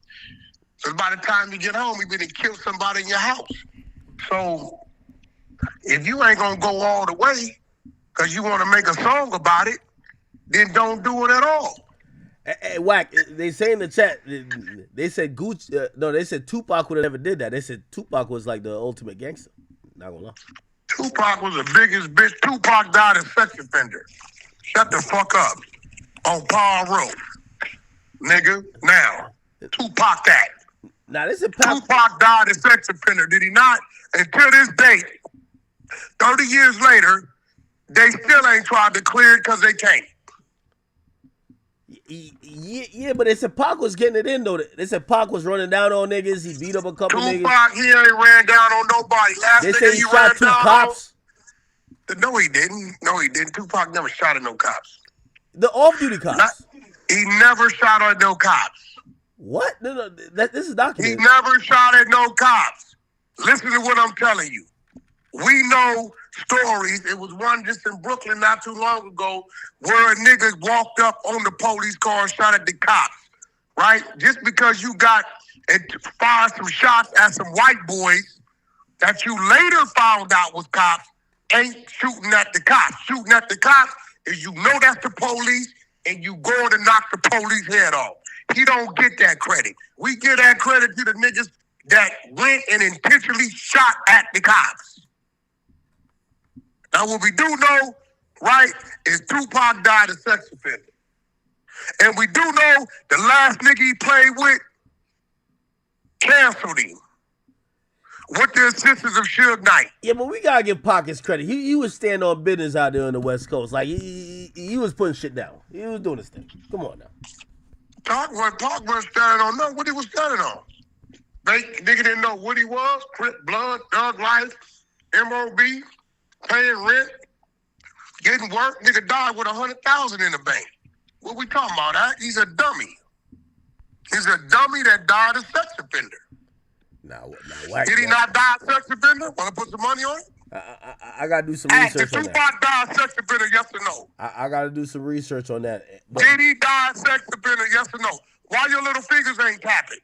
I'm gonna do some research Did off stream Tupac about that. die a sex offender? I heard he died a gangster. No, he died a sex offender.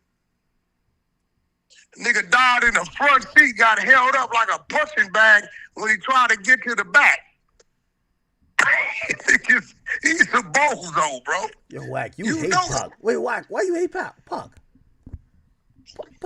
I don't hate Pac. He's in my top 5 rappers, dead or alive, but I'm just telling you the truth. Did he not die? Did he not die a sex offender? Look, is Mystical in jail now the sex offender? Yes or no? Okay, but Wack, we not. That's not the conversation. Yes or no? Pac is the second greatest hip hop artist of all time. Well, no, he's the greatest hip hop artist of all time. No, he wasn't. Why not? Who is? No, he wasn't. How is the greatest hip hop artist and the nigga that know how to stay alive? Nigga didn't own none of his masters. He didn't own none of that shit. What does that have to do with just hip hop? Eminem's, Ice Cube's. He's great at all of them. Jay-Z's. Great at all of them. He wasn't more lyrical than Biggie. He embodied what hip hop was. The only category I think So he you loses saying in. hip hop is a sex offender? Wack, nobody looking at Pac as no sex offender. You know when people think about his legacy, that doesn't even come I'm up. glad you said that. So don't look at Gucci as a street nigga that told. He's a businessman with a family. So nigga, if you niggas don't want to look at Pac as a sex offender, see, when you thought you was lining me up, I showed you how to line a motherfucker up. Since you don't want to look at Pac as a sex offender and you want to ignore all that and just pay attention to that, then let's ignore all that 2006 Gucci Mane shit, and let's talk about the man he is today. He a businessman, he a husband, he a father. He run a legal business and a legal company. I'm glad you said it. So we gonna say, we gonna dismiss that prior shit, and we gonna dismiss that prior shit. Here's the thing. Gotcha. We still love Gucci. Like, don't get it wrong. We're just asking if you're gonna pick and choose. Ain't no pick and choose. We just keeping it real. Thug got out playing gangster. Don't fuck with this nigga. Don't fuck with Gunna. Don't fuck with these niggas. Well, all this shit. He got it, and then, but you on some old police shit. You ain't seen Gucci doing none of that, bro. Yeah, but Gucci's name is in the statement, and he dropped a song confirming everything he said in the statement. That's letting you know he's standing on his business. Yeah, but he should have stood on his business and went and got back the earrings they took out of his ear and the goddamn ring they took off his finger. And gave you dumbass niggas something to talk about, right? No, we're not saying go do it in a dumb way. We're just saying negative. Why would he follow? And he win it. Listen, who owns Pooh Shiesty Masters? Actually, I don't know. I know he signed to Gucci, but maybe Gucci owns it. I don't know. Okay, now who's reaping the benefits right now with all them streams going up? Gucci is also reaping the benefits. Pooh Shiesty Daddy, the one who was handling his business, where he at? He's locked up currently. Hey, but here's the thing though. If you're saying this, Gucci's the one who put a nigga in jail though.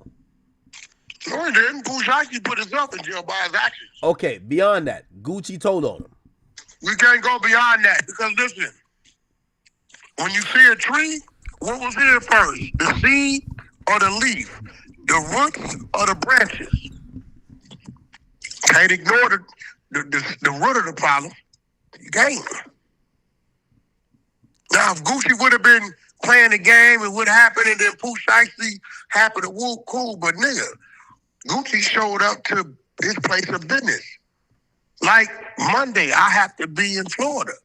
I have to go take care of some business. I'm not going there for a drug deal. So what? If you went for a business meeting and something happened, it turned a robbery. Somebody took, you know what I mean, say R&B got you something and they took it from you, you would go to the cops and report it. I'm going to report what they took from me. Yeah. Say it was an item that was expensive. Somebody, you talking about somebody, right? Say you knew who took it. Would you go report like, hey, it's this guy. This is his Instagram. It's not my employee. I'm gonna deal with that. That was Gucci's employee, boy. I suppose it's your employee. You can't deal with that any kind of way, bro. They got labor laws. You know, they got certain ways and stipulations how, employers got to deal with employees, academics. If I'm going on a wide open, this not my employer, I'm going to deal with it. I got to deal with it. What I'm just simply telling you, Gucci went out there to go to work, to do some business, corporate business. Dude brought the nigga shit. Now he where the niggas at, bro. All the niggas will tell you, I'm in jail for being a nigga. That's what they gonna tell you, So bro. if you see Gucci on that stand, would you be disappointed or would you be proud? If I see Gucci on the stand, I'm gonna see a man doing what he wanna do. But would you be proud or disappointed? It won't affect me one way or another. You know why?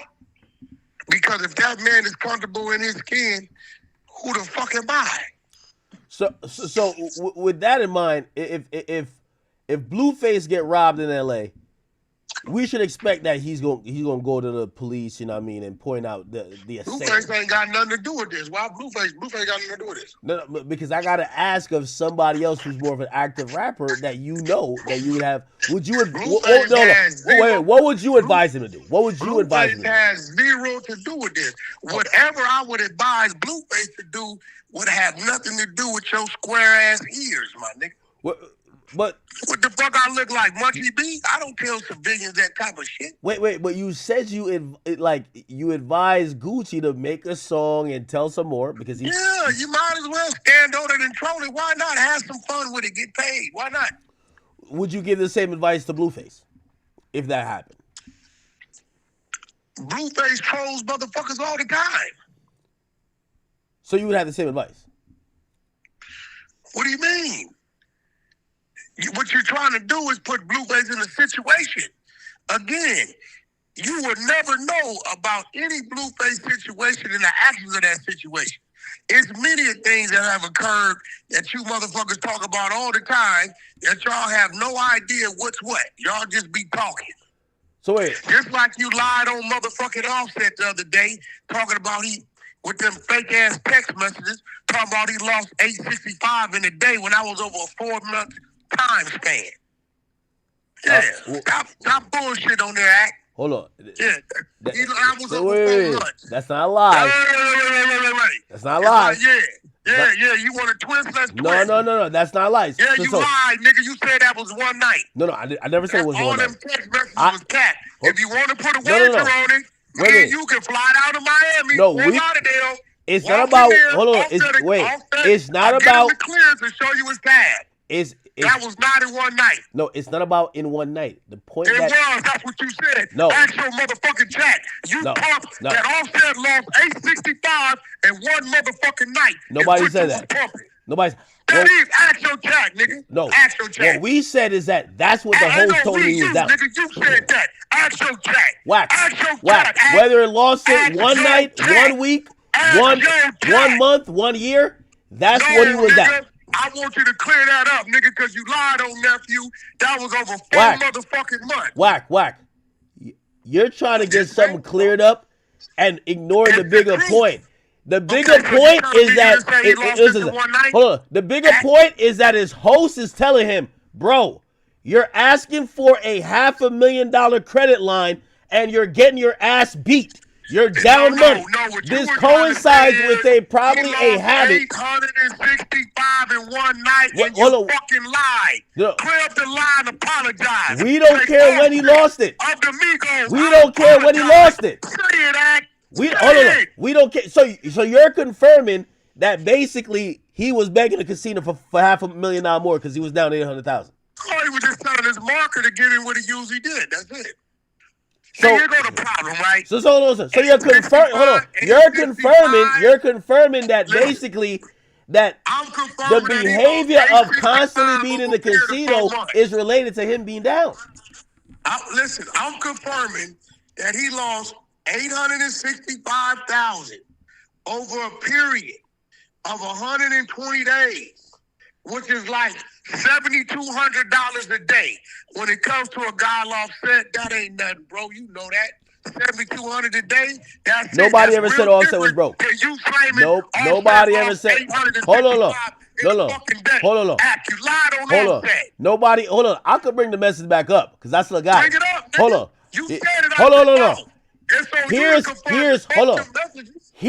Here's where the message is important. The messages show. Hold on. The messages show. The messages show. Hold on. Hold on. So Wack, you know what you just did? You put yourself in a trick back. You validated that the messages is actually real. So you're saying the number is real. So hold on.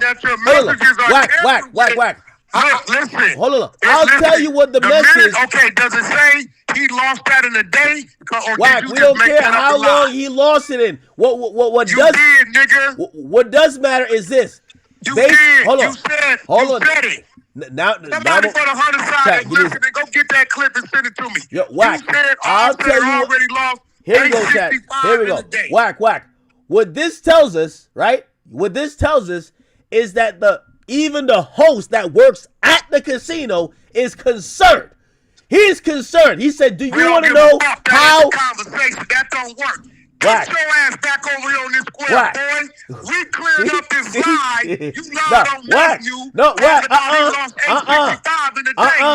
Wack. We don't give a fuck about no host being concerned. Wack. We got it here. No. Host needs to do his motherfucking job and go get him some more money. We're clearing up that you lied on Offset. That's not a lie.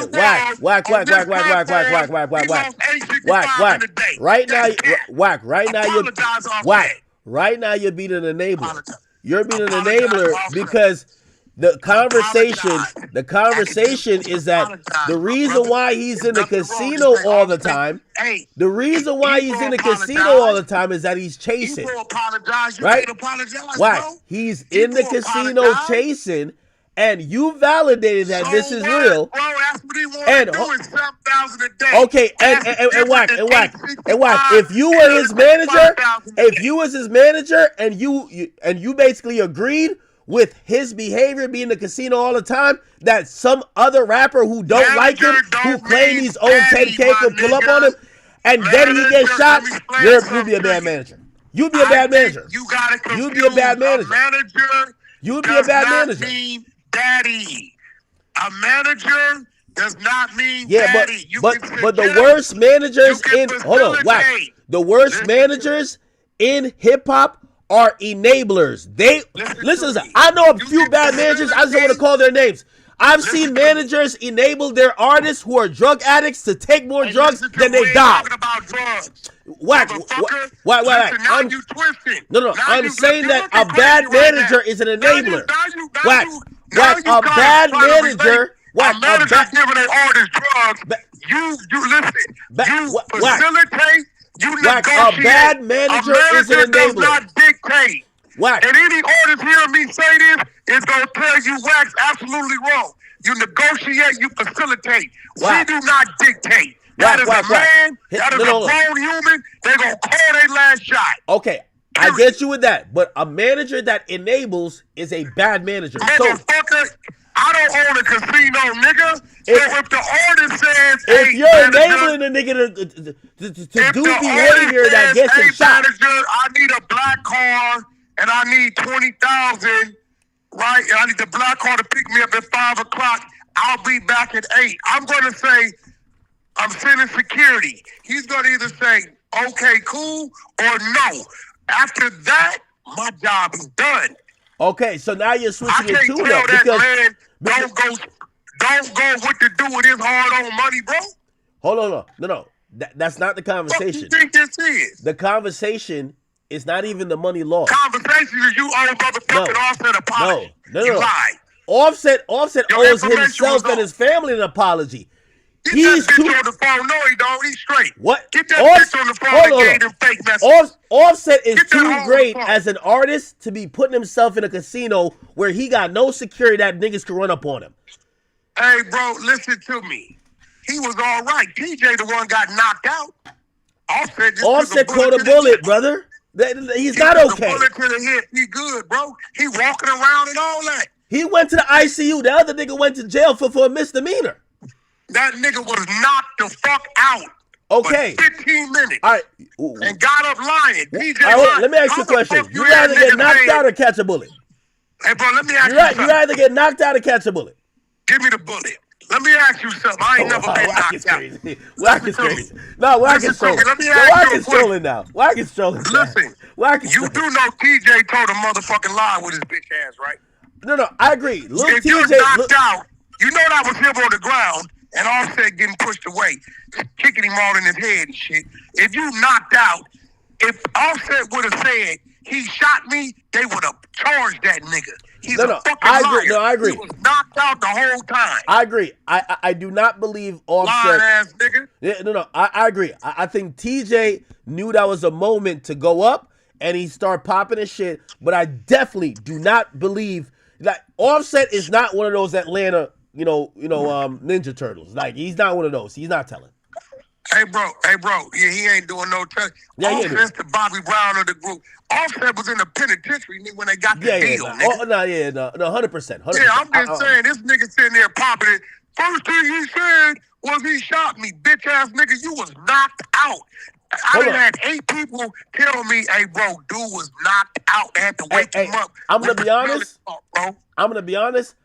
I think that was almost a case of self-incrimination by TJ, by him trying to, try to say Offset said that, because Offset never said anything. So now you saying something, you now connect. Like, you could have said, oh, me and Offset, yeah, we got into an altercation, but that was early in the night. I don't know what happened when them gunshots got fired. He now puts it that he's in the incident that the gunshot got fired in. He definitely did his dumb ass shit like so that's self-incrimination, which I think he wasn't thinking too far off. But that nigga, hey, let me tell you the bad part about it. That nigga went to jail for getting knocked out. He had to pay a $500 bond because he went to sleep. That's bad work. Yeah, but I gotta be. I gotta call Gucci, man. He gotta do a diss song on TJ. I gotta call Gucci. No shit. At this point, Gucci look like he'll take the stand on TJ. Is Gucci gonna be on the stand? I doubt it. If he don't need to get on the stand. What's the last straw that if you see Gucci Man do whatever act, you're like, you know what, man, this ain't the person who I knew. I'm gonna say it like this. This is what I'm gonna say it like. The city I'm from start with a P. What I represent in them streets, when I was in the streets, start with a P. What I like to do most in life, profit, starts with a P. And one of my greatest friends in life, they call him P. And as long as P stand with Gucci, whatever come with me is gonna be what that is, bro. Hey, so Boosie is reacting to this. And Boosie is in disbelief. He ain't reacting nothing because he really on paperwork telling. No. But Boosie, he posted and he said, shaking my head. He can't believe it. Hey, bro, Boosie better sit down like we don't got all his paperwork. You know that nigga told that. Boosie didn't tell. Like Boosie didn't tell. You want to bet? I tell you what. You coming to the 100 side, we're going to run the Boosie paperwork. What day you coming? What? Boosie didn't tell. I mean, you tell me a day, but Boosie didn't tell. We got a room called the YouTube Streets over there now. You've been trying to smear Boosie's name. He didn't tell that. No, if I send you the paperwork, you going to go over it? Wack, it's a difference with his security guard was going to take the gun. His security guard never said it's in the paperwork. He never said he was taking shit. Never. He said, I have one gun. I checked my gun on the plane. This is the only gun I got. I'm responsible for it. He don't know nothing about what this nigga talking about.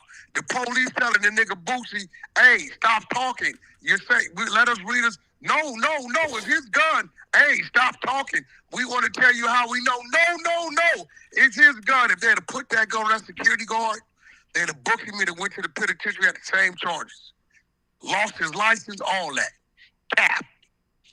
You can't be putting nothing on no nigga. That's telling too. That's lie snitching. It's in the work. We got to work. Right? We got to work. No. We like as of tonight, we gotta say Boosie's clear, Pooh shiesty's definitely clear. Gucci, he's a businessman, so he's a civilian. So cool, we'll give him a pass. But if he's a street dude, that would be telling. There wasn't no street business going on, bro. That nigga showed up to Boosie's. Listen, he showed up to Gucci Mane's place of business where he had a photographer, an engineer, right, and a security. Where he thought he was gonna make music, discuss the contract, and niggas start doing nigga shit. Now, but Wack, can you admit that Pooh shiesty? When is there an agreement that we're gonna meet up and do street shit? It's like you're dealing with street niggas. Like that's the point. There has to be an agreement. Hey, bro, listen to me. Can you agree that Pooh shiesty is the dumbest criminal in the world right now? That wasn't a smart decision. I'll say that. No, bro, come on. What did he think? He thought the contract that he had, he was going to submit that to Atlantic and they was going to let him go? Hey, Wack, so here's the thing, though. I don't think that the police get involved because of the contract thing. I think it's because of the robbery. I took your wedding ring. I took your watch. And I agree with you. Like, if all he got was the contract, we would have probably, I think, never heard of this because no lawyer would have been like, they would have ratified this contract. This contract this release is null and void, right? But straight up. I think it turns to street shit when he starts robbing Gucci, man. According to did you hear what Hernandez? Gucci, you act like Gucci the only one that had his possessions taken. No, what about the fucking? Yeah, but we don't know that. We don't know. Did you hear what Hernandez Govan said? They said they looked at Gucci and Gucci said, "Yo, you know this ain't how it go. We got to go to the lawyers." And they said, "Man, shut your bitch ass up before we shoot you on GP." That don't mean that you got guns on niggas. We don't give a fuck about that. It ain't like he told him that man to man. He robbed 3 other people in that motherfucker, bro. 3 other people in that motherfucker, bro. Stop acting like if Gucci disappeared today, them 3 robberies won't get them niggas 20, 30 years, bro. One of them's an off-duty cop. Yeah, the cop didn't get robbed, though. They robbed good. Well, the cop was outside, like, you know what I mean, smoking his vape, just chilling. Gucci. No, it wasn't the cop. The cop said he tried to get in the door. They had it barricaded with guns drawn. And the cop proved he wasn't like that because when the cop seen other guns, he said, "I'm good."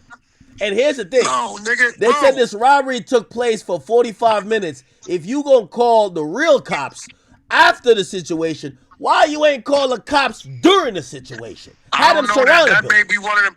That may be one of them false statements you gave, like you did on Offset. We got to see that. No. I never gave no false statement on Offset. You apologize to Offset? I didn't give no false statement on Offset. I said Offset. Yes, you did. I said he Offset. Lost 865 in 4 months. That's 7,200 Offset. I said there is messages from this chick that shows Offset dealing with the Hard Rock, that's and cap. You could tell. You That's could hold on. That wasn't a reliable source. Yeah, but you just agree with the 860. You said it was over 72 days or in 4 months. Wack, we don't care how many months it was. Basically, no, you was popping. Wack, he's checking into day. he's clocking into the whole. He's clocking into the casino like he's a janitor. That's why niggas is concerned. That day. Man, where my nigga Ray Gibbs at when I need him, bro? Shout out to Clubhouse TV though. He on deck. But listen. You that day was saying he lost 865 that day. He was already down 865. And that was a lie. That was in 4 months. Wack. 4 months, 4 days, 4 hours. Nobody called him broke. Nobody think he's broke, right? The point is this. My whole thing is he is a superstar. He shouldn't be in a casino every day that a regular nigga could walk up to him and say, and you know fans been trolling him, right? Like, fans send me 20 videos a day of the nigga in a casino. That's not normal for a celebrity. What you mean, hey, so bro. what? So you're saying if your artist was so accessible, if your artist was so accessible. Game right now, when he want to get up and go jog or walk or go That's do very what the fuck different you than wanna being do, in a go to the public gas place station. that's like a casino where degenerates and all type of, yo, you know that Hard Rock Casino. That casino's, Aiden called me. Aiden be like, yo, it's no way Offset really be there. He's like, nigga, I don't go there and I live in Florida. That place is hot. Everybody says it. So all I'm saying, it's not about the money he Ain't lost. don't go there, bro, because it's a different flavor. Offset is comfortable, like I'm comfortable certain places, bro. I'm comfortable, my nigga. He comfortable. Wack. This is little TJ. TJ got his ass slid and knocked out. That is one nigga. Look, Wack. why niggas gotta pop one nigga and it's 6, 7 of y'all? Wack. Cause somebody getting their ass whooped. And then they left the nigga TJ. They left him sleep. They had to wake him up with smelling salt. Wack. I hear what you're saying, but it rings hollow when you realize that Offset got shot. Like he got hit. Wack. Bigger the bullet picture is here. still in him, bro. Wack. Bigger picture here, and like, no, I'm not trolling. He's straight. Like just bigger picture. People like me, we're concerned because we lost another Migo already due to him being around a situation. We ain't doing that. Move on. We ain't doing that. Hold on. We That has to do with gambling. Being disrespectful. No, that situation had to do with gambling too. We're not doing that. We're not doing that. Wack, that situation had to do with gambling. We're not doing none of that. We're not doing that. Try again. I'm being honest. I don't have them. Let me tell you something about the Migos, bro. Them little niggas used to steal my Rolls Royce, bro, and go to Taco Bell. I hear you. We're not doing that. I got long history with them, with those young men. We ain't doing that. But and about it, I talked to Offset, and I had this conversation with him, and I say, yo, listen, Offset, I hope you don't think nobody's trying to call you broke. Nobody's trying to, like, who cares about that amount of money? The nigga makes a lot of money. My whole thing is you're a little bit too accessible, and this is why another rapper or somebody else who knows who don't like you feel like they could try you like this. That's it. I don't care if he want to just stop making music and go gamble all day, he could. Just please protect yourself as somebody who is a legendary rapper who people love. That's it. That's my whole conversation about it. Who gives a damn about this goddamn whatever amount of money? The dude got money. He makes money in his sleep. Like he could lose 800,000, go make it back in a week. We got a merch line coming. My man Ray Milner, he putting the capsule together. Listen, man, we got business going on. Check this out. Club Stream down in Miami, deals sealed and done.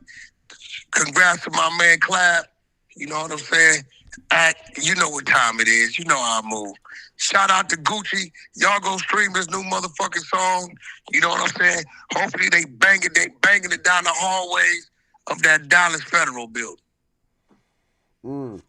Hey, I'm on Clap Stream right now. I think he's in Miami. Yeah, Clap always in Miami, huh? Man, listen, man. Didn't I tell you I'm on my way down there? You know what time it is. Oh, you doing business with Clap? Who you think put the club deal together? Really? He didn't tell you I got the restriction lifted? Not only did I get the restriction lifted, then I turned around and orchestrated the same individuals do a club deal with him. He thought I'd have his own club where you could stream at, the first streaming club ever, called Club Stream on 23rd and Collins, right across from the W and the 1 Hotel. That's a fact. Come on, it's me, Act. What you mean, man? You say Club Maxing. Oh, shit. All right. So, are we going to still expect gangsta music from Gucci, or are we going to expect CEO music? You damn right. He just dropped the motherfucking song. I'm looking at the link right here. Crash Dummy, nigga. Did you drop the link in your chat? Let me see this motherfucker so you can drop this link in your chat. Act, don't be... Why? Hey, bro, we've been playing the song. Listen. We've been playing the song. I'm not going to lie. The song is weak. I'm finna go to my backyard gym and work out to this shit. Nah, you can't work out to this one. Yeah. Like maybe if you got a shake weight or something like that. Like, this ain't the one. This ain't the one. Right, listen, man. I hope it work out for everybody. I hope, them boys make it out. I hope Gucci, I wish him all the success in the world. Well, if Gucci has anything to do with it, he gonna make sure them boys do, like, 25 to life. You know what, Act? You gonna fuck around and have to eat them words, Act. No, it don't take Gucci, it's 3 other people. I'm sorry. Everything Gucci wanted to clear, he cleared. Insurance, the fake contract, he cleared. He ain't even got to go deal with the feds. Them 3 other testimonies gonna fry their ass up. You know it. Nigga, did you hear that nigga Big 30 attorney speaking to Vlad? They talking about they blocked the door. Big 30 went and got the guns. We about to watch it. So you're saying Big 30 attorney said what? His attorney said with Vlad, bro, this is the dumbest nigga in the world. I will fire that nigga today. Bro, go listen to that shit, bro. I know Street, bro. No, he's great. It's live. It's like 40-something minutes. Go check it out, bro. All right. And listen, I need you to pull up to the YouTube on Vlad. Yeah, listen to it today. Big 30's attorney, bro. It's crazy. Shit had about 50 million hits the first hour or two. 50,000. Yeah, it's bro. This nigga, why is your attorney, and your case is fresh, doing motherfucking interviews, bro? Wait, where is it? Big 30. Bro, it's right there. Here, you want me to send it to you? Oh, it's 138,000 11 hours ago. Here, bro. Here you go. Check your text, bro. It said members only, though. Nah, not this one. I ain't no motherfucking member. There you go. It's on your text.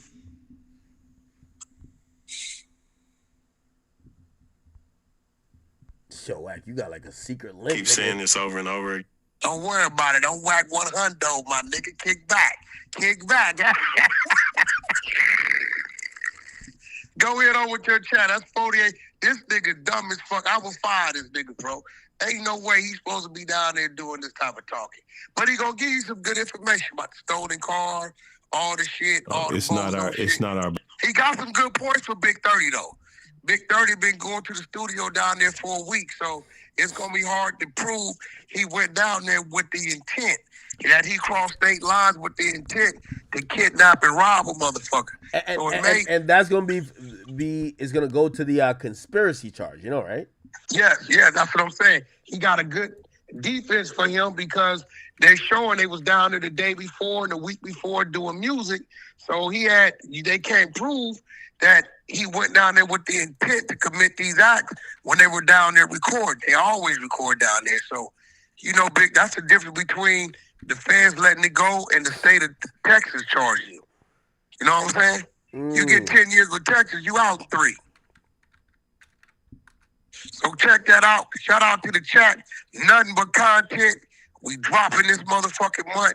I'm gonna send you the link. We need you to pull up to the 100 side, man. We got questions. I'm out. All right, man. Okay. Leave it a Wack, man. We turn this into a whole thing.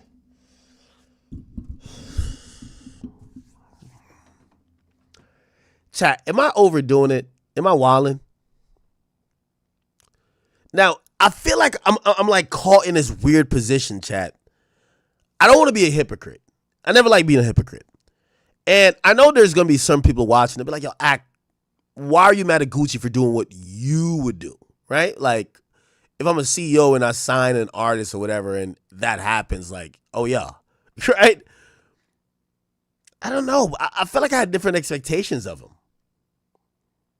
But it might be also my fault. I listen to these rappers and I fucking believe them. I'm thinking like, I'm really like bumping their lyrics, their music, thinking that this is their persona.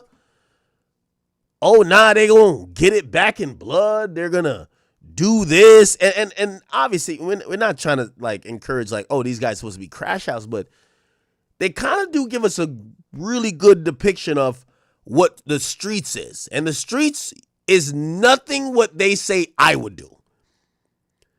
So I'm always a little bit surprised when I realize that me and the super thug out of the streets, we would do the same thing. Maybe that's what it is. Anyway, this is Big 30's lore. Listen to what he was talking about. By the way, we got to get to the Ben 10 thing, too. NBA Ben 10, he was shot. So they went ahead to the studio to actually do music. again, like I told you, my client had been there the day before. You talking about Big 30, recording by the way? music, and had been there multiple times to record music with Pooh Shiesty. And again, there were other artists that had come there to record music with Pooh Shiesty, and that was the studio that he was working out of in Dallas. So that doesn't surprise me that that studio was booked to record music. Well, right, because if it was just a business meeting, it wouldn't be at a studio. They could meet anywhere. That's right. Right, but in this case, they're meeting at a studio. Pooh Shiesty tried to get more time from his PO. His PO said, no, you need to go back home. So basically, the whole studio session in and of itself got canceled at that point. Correct, and I think at some point you saw in the video where everybody left. So Gucci Mane told Pooh Shiesty they could reschedule the studio session, but according to the feds, Pooh Shiesty wanted to speak to Gucci privately in the attached recording room. Gucci agreed, and they entered the room with Gucci, Pooh Shiesty's dad, and Big 30, according to the complaint. And I guess there was a window in the recording room so the people that were still in the lobby could actually see inside, right? That's according to the government. And again, I think this is where our case differs from the defense perspective. I think we have a different view of what happened in that room that day. Okay, so at 3:43 p.m., according to surveillance footage, Pooh Shiesty's dad, Big 30, Baby Slime 375, KD, CMO Damn Fool, Mookie Roo 375, Glizzy 375, and DeMarcus. Yo, Vlad is so good. Vlad got the lawyer looking like he's the defendant. Glover entered into the building. Now, they walked into the lobby, but then, according to the paperwork, Mookie Roo 375 could be seen on video exiting the office building, then coming back with a bag slung over his shoulder. That was according to the testimony from the federal agent from Dallas. Okay, so this is where it gets a little bit hazy. So inside, it's like this. Look at his lawyer's face. He's like, yeah, I shouldn't be doing this right now. Inside the control room, and this is Gucci's there by himself. His security guard is outside the door of the studio, and his other security guard is actually by the car that they drove in. So inside the room, both the rooms in the studio, there's no security, it's just Gucci, his people, and... I think the lawyer is kind of coming across looking bad. Bro, you can't sit there and let Vlad read out a bunch of shit that the feds wrote. Bro, cut the nigga off and be like, hey, listen, so that's what the feds alleging? From my understanding, this is what it is. Because number one, you have a client, right? Like, so don't sit there and just let this nigga, like, you're almost like letting the dude keep propagating what the feds are accusing your guy of. No. And Pooh Shiesty and his people. So this is where it gets a little hazy. Inside the control room, the feds say that Pooh Shiesty... Right? Like he should have cut Vlad off a long time ago. Be like, hey, listen. The feds, like, instantly, if I'm a defense attorney, I would be like, yo, the feds also allege that he came to Dallas just to rob or kidnap Gucci Mane. Clearly not true. So we can't go off what they're saying. Listen, here are the facts, right? This is what he should do. Here are the facts. The facts is that my client, Big 30, he's a frequent collaborator with Pooh Shiesty. They knew each other from as childhood friends. They worked in the same studio together, okay? All we know is that Gucci did come to the studio, but there was no issue reported. Nothing. That's all you got to do. Cut Vlad off. Because Vlad over here painting the picture.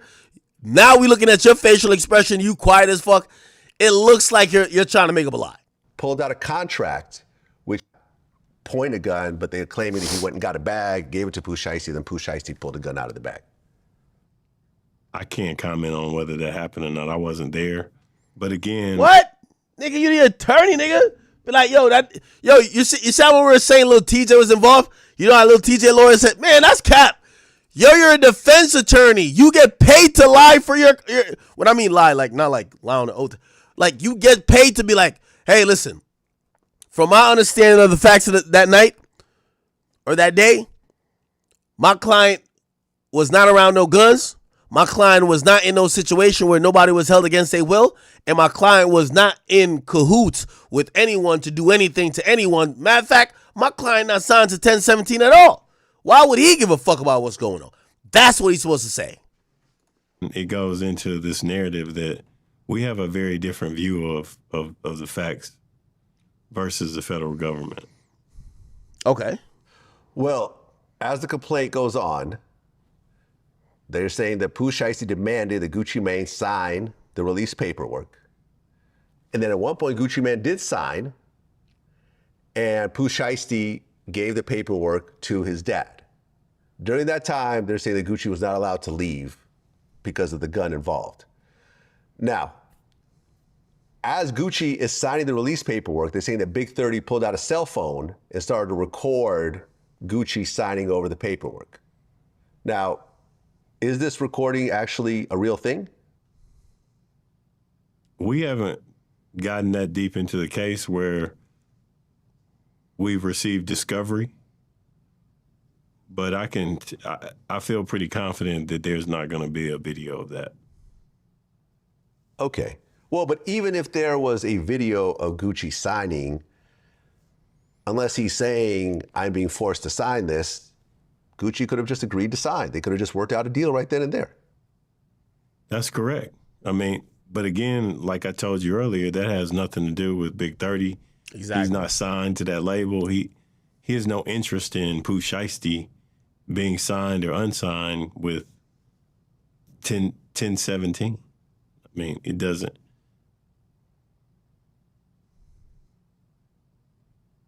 Well, after the release was signed, the feds are saying that Pooh Shiesty took Gucci Mane's all right.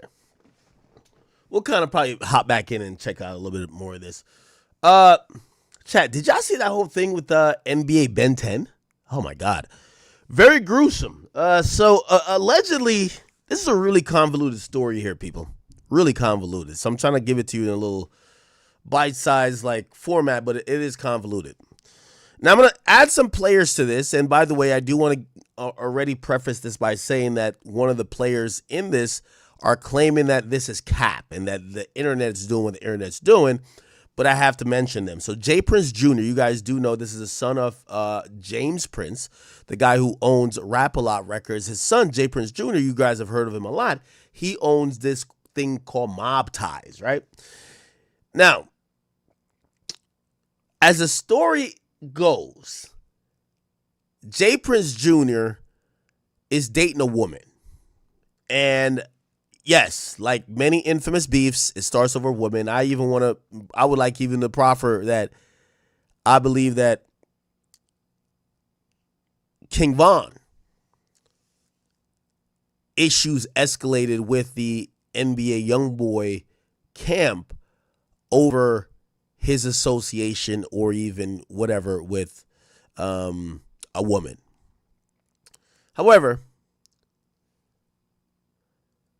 J. Prince Jr. supposedly dates a woman, and her baby father is another person who's a Detroit rapper.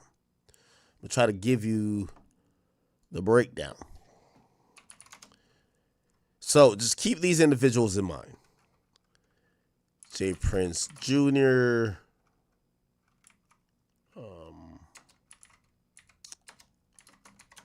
Okay.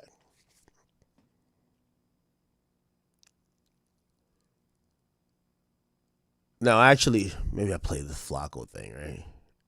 Okay, here we go. So the idea is this. And by the way, here we go. So some people said, here is the full story. They said J. Prince Jr. put his hands on All-Star Jr.'s kids, and All-Star Jr. was pressing him about it. And J. Prince told him that when he see him, it's up. J. Prince got this drop on him, went up there with Ben 10 and other Mob Tie members, and they started to jump him. And they attempted to pistol whip him, but Junior got a hold of the gun. And this is All-Star Jr., not J. Prince Jr. And started shooting and stood over Ben 10 while all the Mob Ties members ran. Okay? I think there's a little bit more. Okay. So I hope you guys are kind of understanding what the hell this is. Everyone's saying this is a dummy mission. Here we go. We're learning more about one of the victims shot during a violent incident inside a popular restaurant in Upper Kirby. Police say a fight escalated, ending in gunfire and leaving 2 men in critical condition. Let's get right to KPRC2's Rochelle Turner live in the newsroom. Rochelle. Keith and Lisa, we're learning more about one of the men shot. Family members tell KPRC he is rapper NBA Ben 10. Now, he is affiliated with NBA Youngboy and the Never Broke Again collective. Now, while police have not officially confirmed his identity, his family says he is alive and recovering in the hospital. This is video of rapper NBA Ben 10. Family members say his real name is Ben Anthony. By the way, I want to give some additional context. I met Ben 10 for the first time at NBA Youngboy's tour. All the Youngboy's homies were all in the back, and I was in the back as well, and met him. And I couldn't forget what he said when I first met him, but like his personality is really like vibrant. He was like, I'm that nigga you be talking about sometimes. You don't even know you're talking about me. I'm Ben 10. And yeah, like every time I see him, like his personality was really bouncing off the page. So it seemed like a really cool guy to me. He feels the 26-year-old was shot during a violent confrontation inside this Upper Kirby restaurant called Confessions Wednesday night. There was probably, 20, 30 people in there and several servers and everything. Police say a group confronted a man and tried to rob him of his chains. Investigators say that struggle lasted nearly a minute before escalating into a larger fight. Officers say the man was knocked to the ground and surrounded as multiple people joined in. They're beating this guy pretty bad. They got him on the ground and beating him pretty good. Sometime during that part of the fight, our victim, who was originally looked like he was being majorly assaulted by several people and getting his chains ripped off, he presents a pistol. We don't know where he got it from, but he got it. Must have had it in his pants the whole time, but he got it out and started shooting randomly. 2 men were hit. One of them is believed to be NBA Ben 10, according to family members. Both were taken to the hospital and remain in critical condition. Investigators say the man who fired the gun, believed to be the robbery victim, ran from the scene and has not been identified. Bus Rose Prezi looking like a crack egg. Okay, apparently that's the gunshot going off.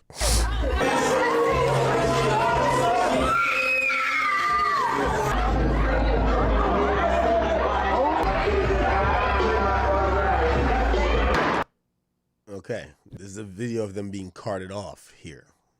Interesting.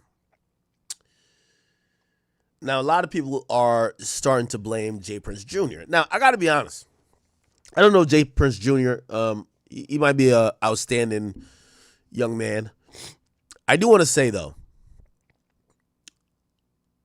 I wish I saw more of him that was positive. I feel like every time I see him, he's like the Grim Reaper. And obviously, I'm a little bit biased because of the Takeoff situation. But I've never seen J. Prince pop up or being photographed or seen at an event, and we don't see bad things happen. Death follows, gunshots, violence. It's almost like a boogeyman type of like Grim Reaper type of thing. Not a good reputation to have. So I really just don't know. I don't know. But there's a video of him kind of being in the background while they're trying to take this guy's chain. So here it goes. Supposedly J. Prince Jr. is dating this guy's baby mama. There's some conversations that the guy got mad that J. Prince Jr. maybe disciplined the child or something. I don't know what it is, but you know what happens when you're dealing with a single baby mama, right? Her kids come around, now you're playing stepdaddy and blah, blah. But apparently this guy, who's also a rapper, suppose he's from Detroit, he doesn't like how J. Prince Jr. been moving with his baby moms. J. Prince Jr., obviously, these girls follow the money. He starts flexing and flossing on homie. So he started posting videos, and there's actually a video. Let me see if I can find it. of supposedly Jay Prince Jr. just kind of like trying to antagonize this guy. Give me a second. By posting a video. Give me a second. Is it this? Yeah. Let's go to this page.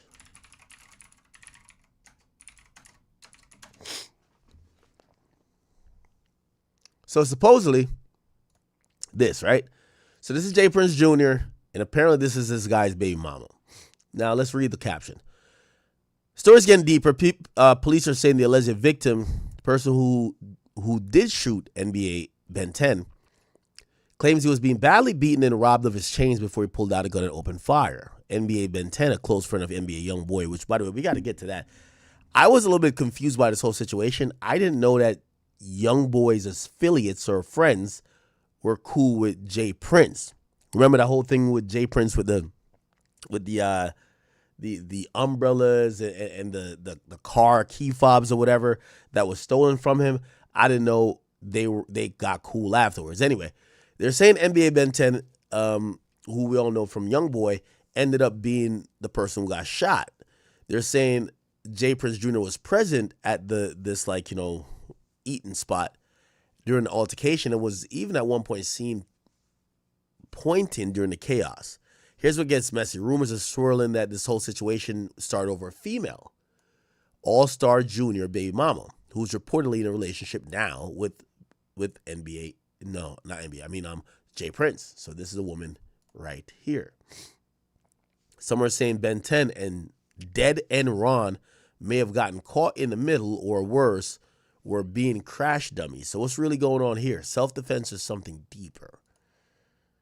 So that's the thing. There's a video that has kind of came out.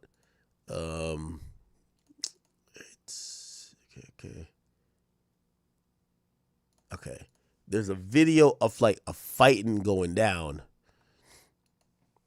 and you'll see Jay Prince.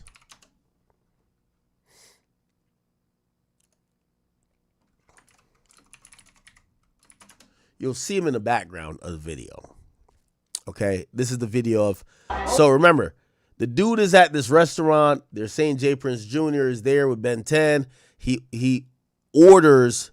So this is Jay Prince Jr. He orders them to go take this guy's chain because that's his girl's baby father, and they start jumping this guy trying to take his chains. Apparently, the guy had a gun or access to a gun, because eventually, after getting beat, profusely, the dude pulls out a gun and just shoots a couple of people. Okay, so I'm guessing this is something here. Now, you're going to notice. Wow.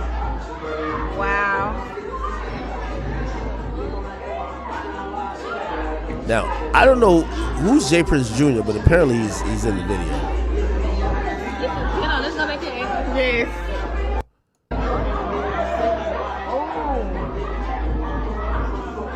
Hey, shout out to this one female here who pulled her man away from this shit.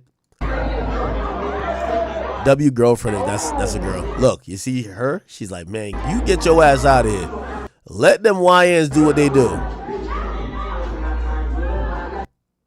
Is this Jay Prince Jr.? I can't tell. Wow.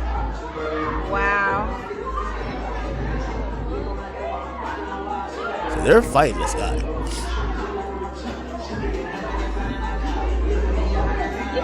Let's go back to it. Yes.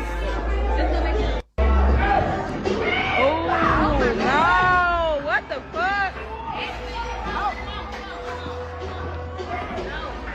Oh my god! Yeah, I ain't gonna lie. Houston gonna turn into like one of these Memphis type places or Atlanta soon, because it's just too much bullshit over there. It's too many niggas, really. But whatever. Hey. Why they doing that? What is security? Oh my god, he got the chair. This nigga think he's Stone Cold Steve Austin. He got a chair above his head. Man, what the fuck? Let's go, Jay. Let's go. Exactly. Like, damn.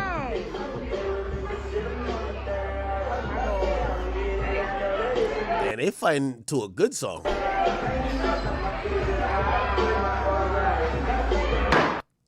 Oh, is that when the gunshots start?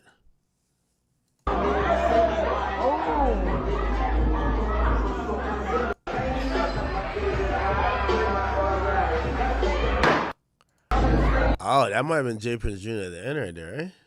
In the black. This guy? Anyway. So this, so this type of stupid shit happened. And let's hear Flacco. J. Prince Jr. is the reason why NBA Ben 10 got shot and almost killed earlier today. J. Prince Jr. been beefing with a local rapper from Detroit about his baby mama. How you beefing with another man about his baby mama?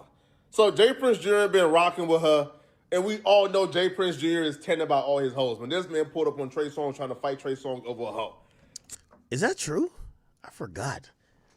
Oh, I did hear rumors of that.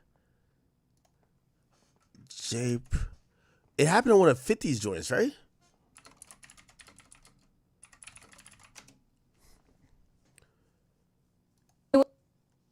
That was it. Look, I say he ain't up. But look, wait, nephew, hold on before you say something. I'm gonna tell you why. All right, go ahead. Trey Songz had the bitch. He had the room. Somebody tell J. Prince Jr. that Trey Songz got the bitch in the room. J. Prince go down there and finesse the room key out the front desk. He go up there and go in the room. When he go in the room, a lot of niggas don't know Trey Songz get out. He's gonna fight. And then when the nigga came in the room, Trey Songz put tips on him. See, I heard that they had ran in that home and had rushed Trey Songz. It was more than just one nigga, but still. J. Prince and his squad. Listen, I can't, cause Wack, I can't. So J. Prince fought Trey Songz. Interesting. So J. Prince Jr. been dropping sneak disses, been dropping videos dissing the local rapper with the BM in the car. So they at a spot. The local rapper is also at the spot. J. Prince Jr. instructed NBA Benton and others to run up on the local rapper to snatch his chain. There's video of J. Prince Jr. literally got the local rapper in a headlock trying to take his chain while those other dudes is beating him up. The local rapper somehow, some way got a hold of that pistol and got busy. Fop. I heard his name was like All-Star Jr. or something. Listen, man, stop beefing about these hoes, man. Pussy was made to get fucked. Interesting.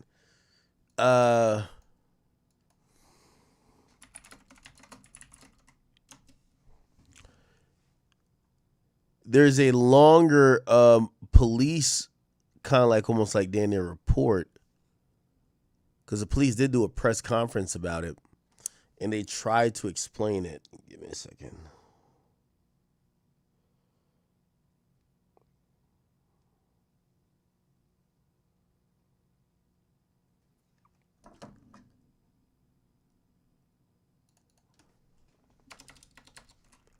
The police spoke about it.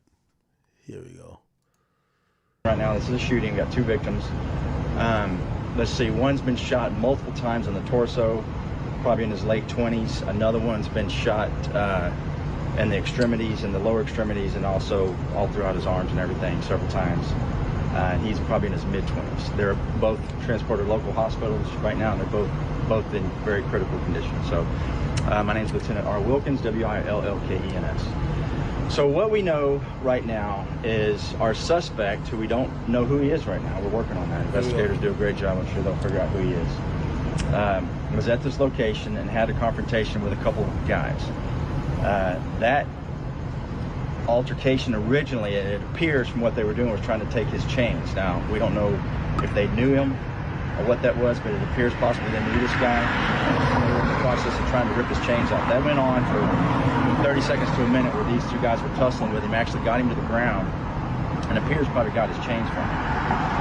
Right after that, another fella jumps in and several other people jump in as well, along with these other guys, and they start having a fist fight, and they're beating this guy pretty bad.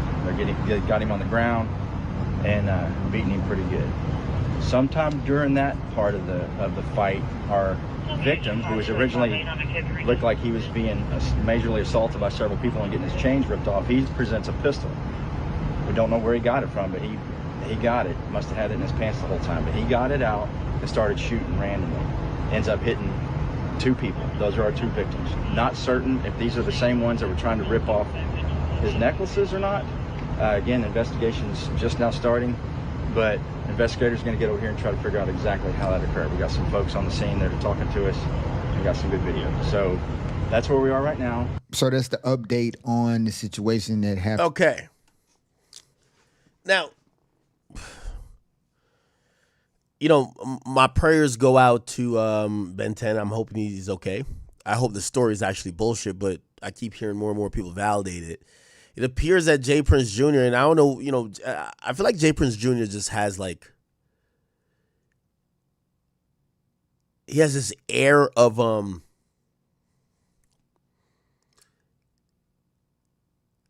I don't do shit myself. I send niggas to do shit, right? And such was the case here. Like, if this is true, if you send somebody to go do something to somebody else and they get hurt, they're getting hurt on your watch.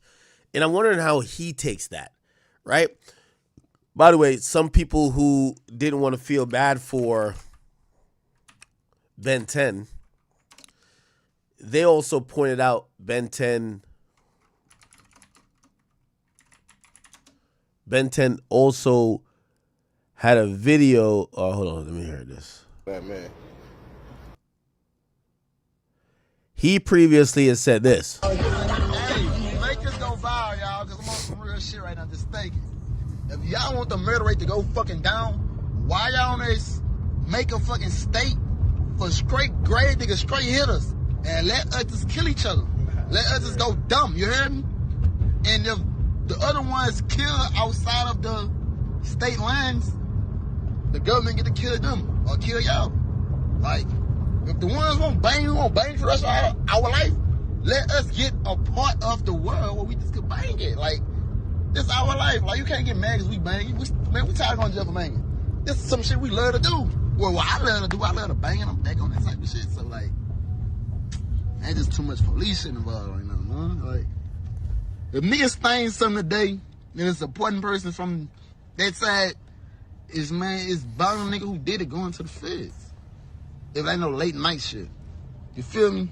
And that's facts, man. Yeah. Now, I'm just going to say that was a, I hope he wasn't being serious.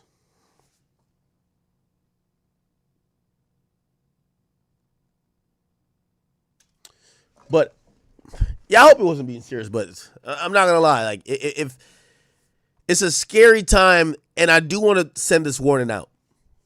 Hey, for all my people who's watching this, if you are a fan, if you're a person who's in the industry, like you work management, digital marketing, something like that, or if you're an artist yourself, I want everybody to try to stay safe this summer. I think this summer is about to get hot. I think we're going to hear a lot more killings, a lot more shootings, a lot more shit happening. Why? It's really off one simple principle. I feel like everybody's more out and about, and I feel like these issues that people have kind of got with each other over time, the rubber's gonna meet the road. So I'm hoping that, everybody's good, but I really predict that it's gonna be a very, very violent summer. I think, right? What do I know though? Anyway, get well to NBA Ben 10. Did you guys see? Let's see. Ben 10.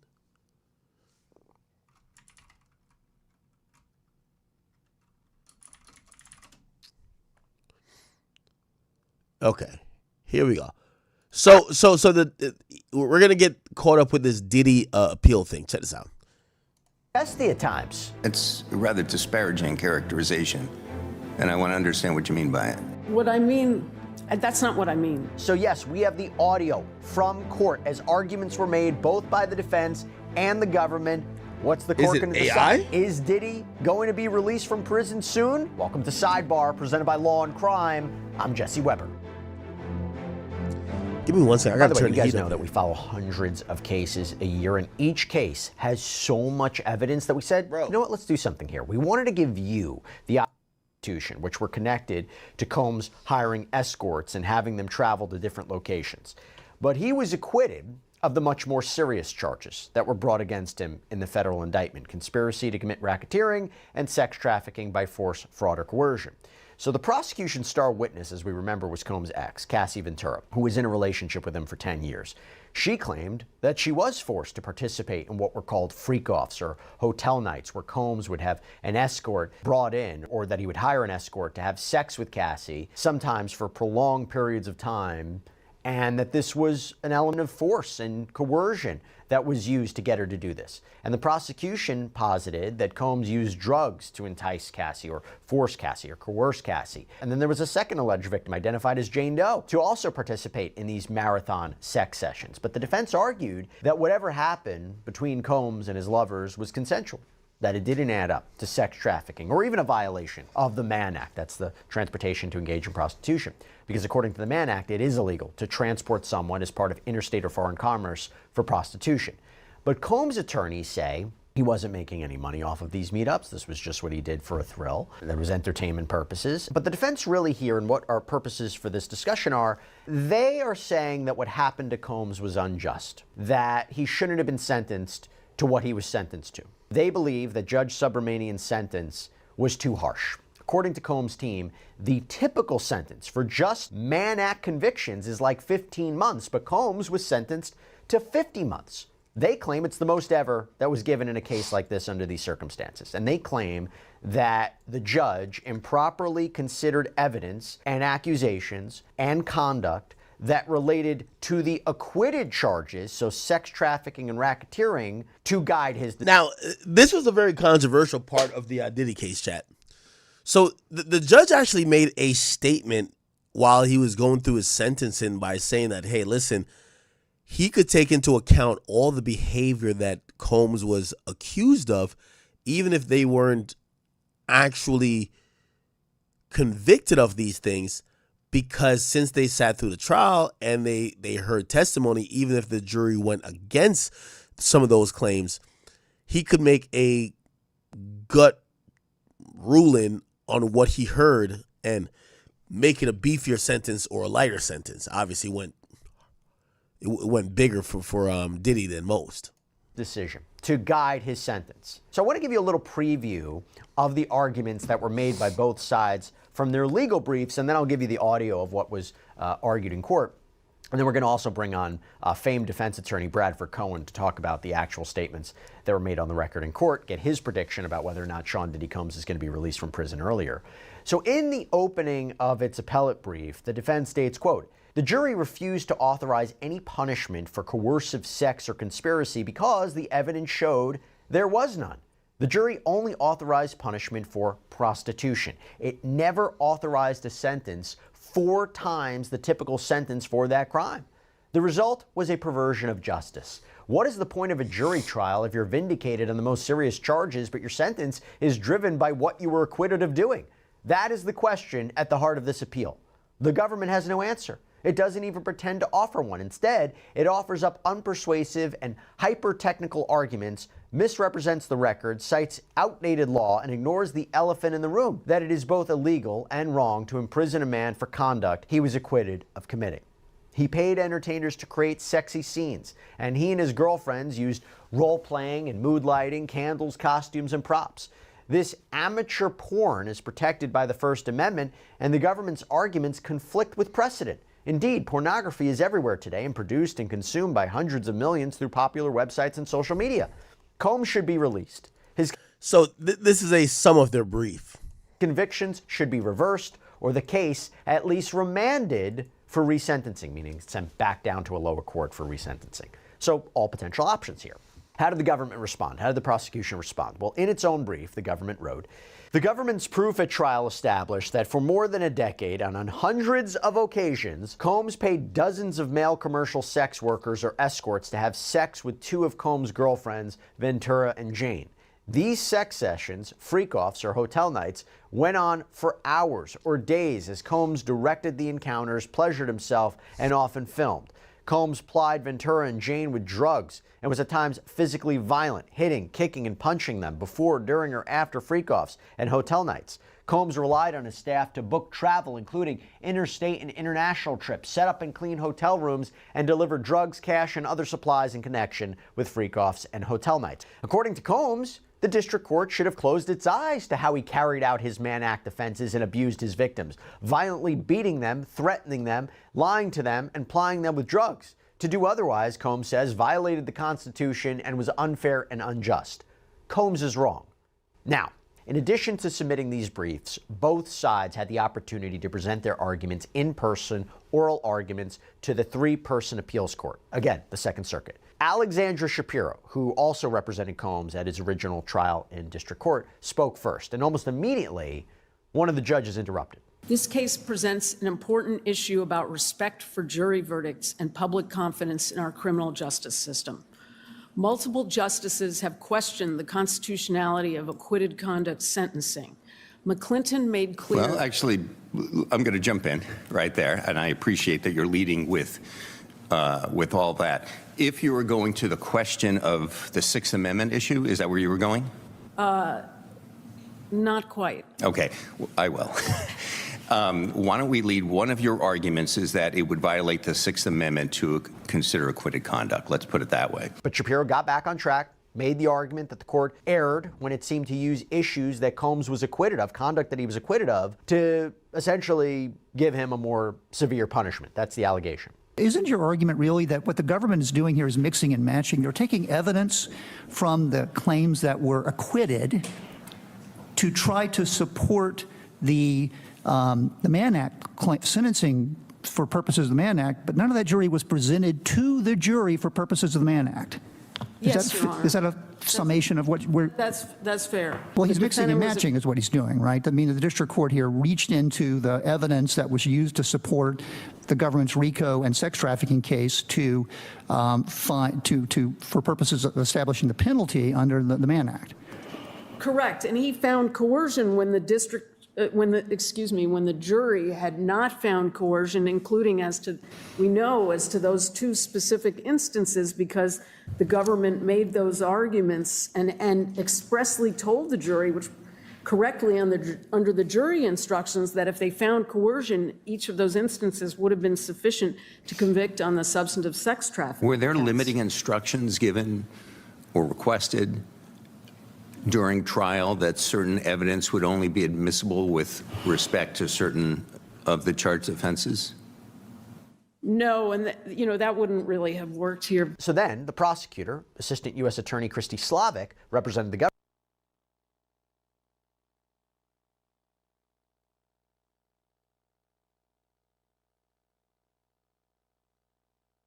government at trial, provided her own arguments. But she also got some pushback. Oh, my bad. I was muted. I said, keep in mind, Maureen Comey, the AUSA, that kind of was the head that brought this whole thing. She's been let go. She was the AUSA. Judges. Judge Subramanian properly considered the aggravated manner in which the defendant carried out his Mann Act offenses, which is, of course, consistent. You say aggravated manner. Let's talk about that. Why shouldn't we hold you to the way you prosecuted the case? You went to the jury and you said, this man did all these terrible things for purposes of the RICO conspiracy, for purposes of sex trafficking, and they acquitted him. And then on the Mann Act, it was just a sideshow, and you put him— I don't think there was any evidence or any live witness testimony. Just look at this, you said, look at these charts. And now you want us to rely on all this acquitted— This is circuit court, y'all. That was presumably rejected for purposes of, or to allow a district court for purposes of the guidelines calculation. So why should we hold you to what you argued to the jury? Your Honor, I have several responses, but Please. first is that much of the conduct that the district court focused on in imposing the sentence was not acquitted conduct at all. In fact, it was admitted conduct. The extreme physical violence that took place in the context of these freak-offs That's and not, hotel. okay, I get all that. I understand that. But that's not my question to you. The theory is, The if judge is government rocking with made Diddy this so far. argument, doesn't that mean that the jury accepted that argument and didn't consider any other possibilities? And I don't think that that's a fair inference. But what we're trying to do here is to figure out where, draw this line. So the jury acquitted on certain things and then convicted on other things. So what does a jury have to rely upon? Don't you think they're listening very intently to the closing argument? Isn't that going to be very, very important in their consideration? Of course, Your Honor, of course. But the jury in this case, was properly instructed on each element of the Mann Act and had to find each element of the Mann Act met beyond a reasonable doubt. Now, Shapiro had an opportunity for a short rebuttal for the defense. I just in closing, 12 New Yorkers took 2 months out of their lives to serve on this jury. They listened to 34 witnesses, reviewed thousands of text messages, videos, and other evidence, and deliberated for 2.5 days. Their unanimous verdict was not guilty on the most serious charges, and the jury did not authorize punishment for sex trafficking or conspiracy, but that's what drove the sentence. Here, we submitted the evidence that my friend on the other side describes, which I would urge Your Honors to look at, which is at docket 510-4 of the district court, shows that this was the highest sentence ever for this type of charge with this type of criminal history. And in closing, this appeal has been expedited, and actually, I forgot to say, we'll rest on our briefs. We have also argued the convictions should be reversed. Okay, all right. Chat, I think you guys kind of get it.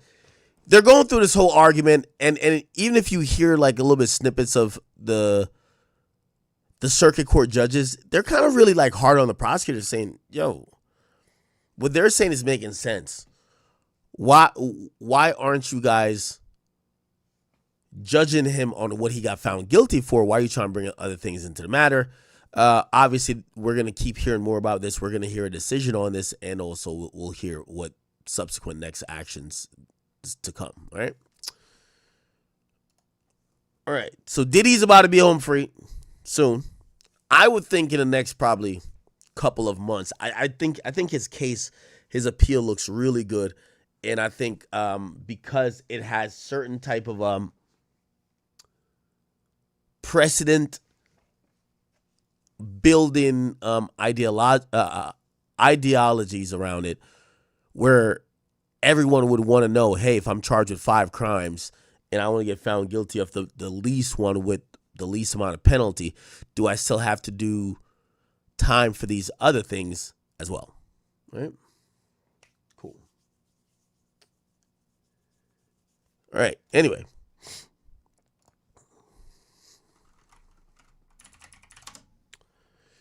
Yo, chat. Did y'all see this, man? Your shot to, I guess today got to be a liberating date for Hassan Campbell. His supposed childhood abuser, Africa Bambaataa, passed away today, and he gave a eulogy in a car. Check this one out. I just want to take the time out to say, rest in peace to the greatest child predator who ever walked this earth, Africa Bambaataa. Before there was an Epstein list, there was an Africa Bambaataa's Black Book. Before there was an R. Kelly, my mind is telling me no, but my body is telling me yeah. Yeah, before there was an R. Kelly, raised by Dr. York, one of the greatest predators that ever walked this earth. Why do you keep saying it like that? Rest in peace to Africa Bambaataa, the greatest child predator ever. I'm going live at 5. Yeah, so Africa Bambaataa passed away. If you don't know, other than being someone notably in hip-hop, Hassan Campbell has spoken openly about him being abused and molested as a child, and he accused this guy of being the guy to do it. He claimed this guy, used to thigh him instead of like putting things into his rectum that people could easily identify later. Let me see.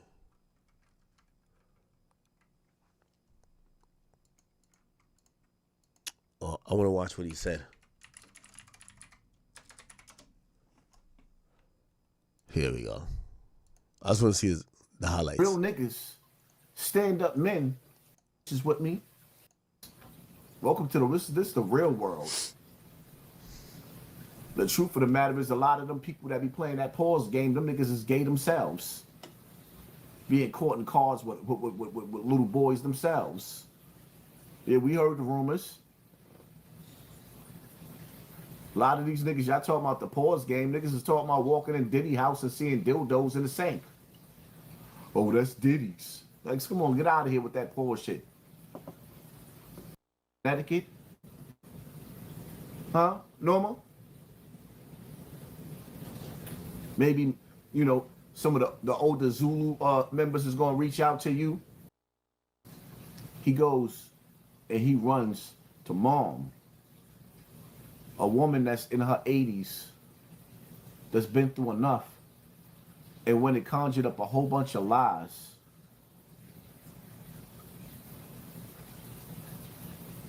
You know how that made me feel?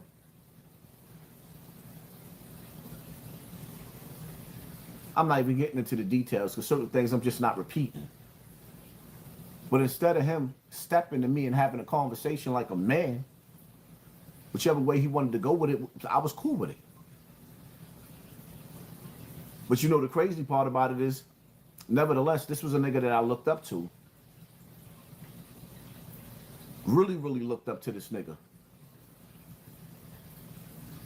How do I feel? There's people that I will never speak to again. I goes to Jerry's 60th birthday party. Just this week in past, I see the pictures I put up. And I see Mr. Biggs.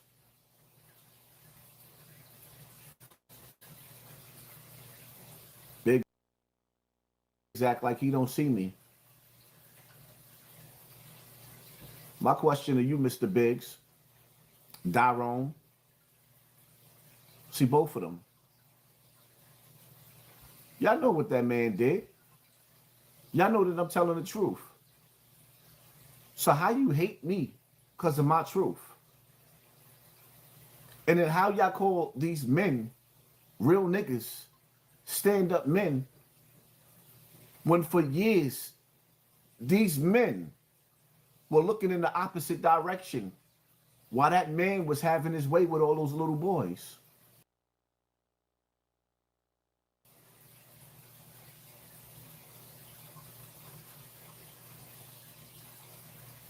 There's people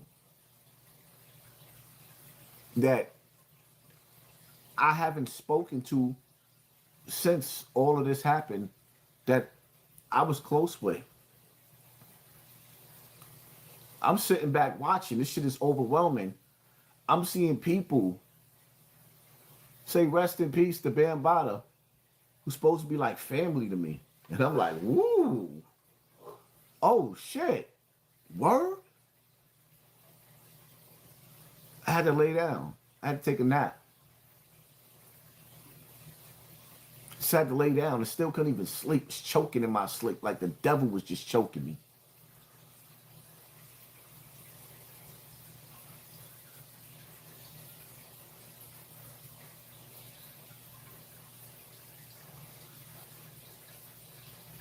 I lost a lot of people behind taking this stand.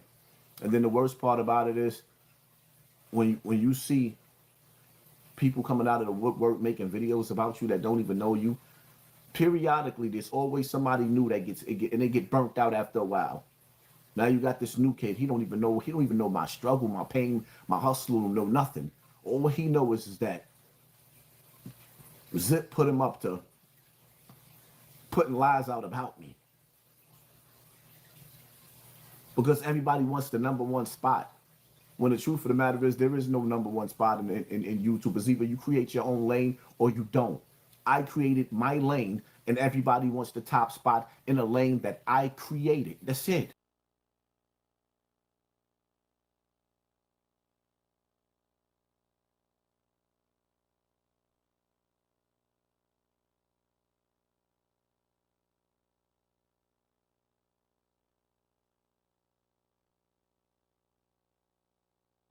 Oh, yeah, my bad. I'm muted.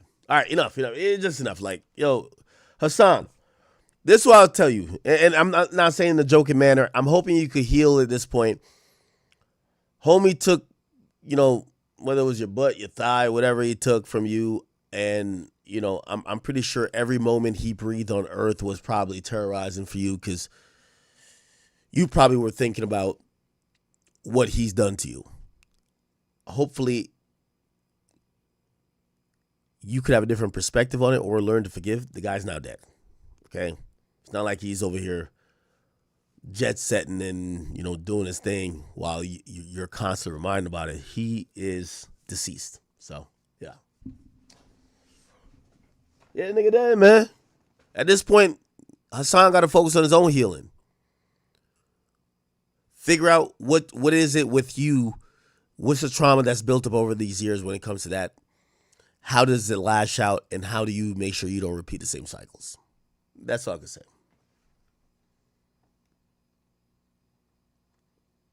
Somebody say, oh, he's gay too. Somebody said, this is a dumb stance for me to take. Wait. The guy's dead. Hassan has a lot of trauma. I'm saying he needs to take some time to try to fully process exactly what he's been through. And also, now that the guy's dead, hopefully he could heal. It would probably be terrified to heal if the guy was still alive and doing mad shit.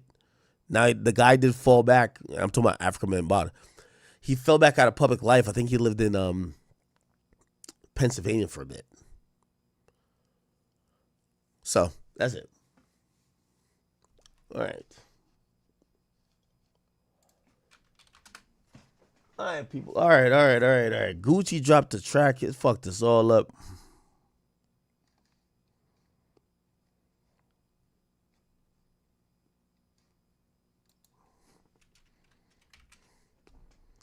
Give me some topics, chat. Somebody said Hassan is gay. Well, he says he's not gay. So, I don't want to, accuse him of something that, he's just not, right? According to him.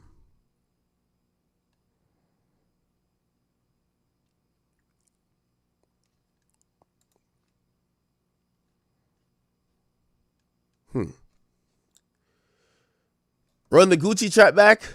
Of course, with pleasure.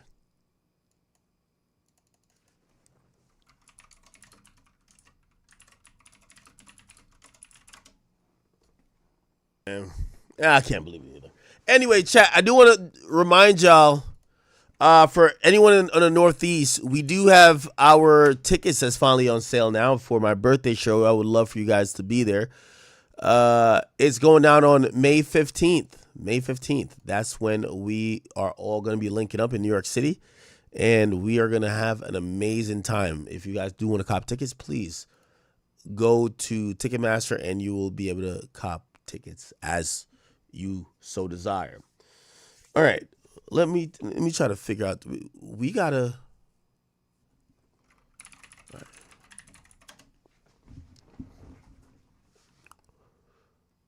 Let's figure out some topics to get to. Okay, we did that already. Boosie talking about Offset.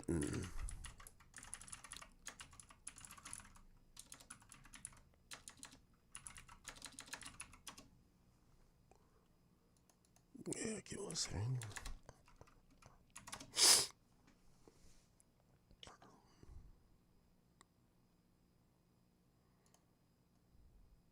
I make it look too easy. I'm rich as fuck. I put 2 million up. I feel like peas. Okay. NBA YoungBoy's brother, B-Way Young, reacts to the news of Ben 10 getting shot. I don't want to talk. My brother ain't check. Pooh Shiesty was shaking his head in disbelief after hearing the FBI agent who testified under oath that Gucci actually did give a statement.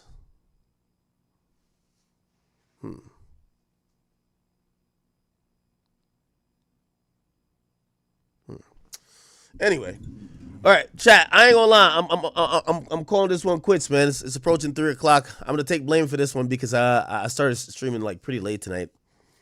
But I'm calling this quits. I feel like we did 3 topics. I don't want to drag it by just like kind of like circling back on the same shit, repeating myself a million times. I'm not gonna do that.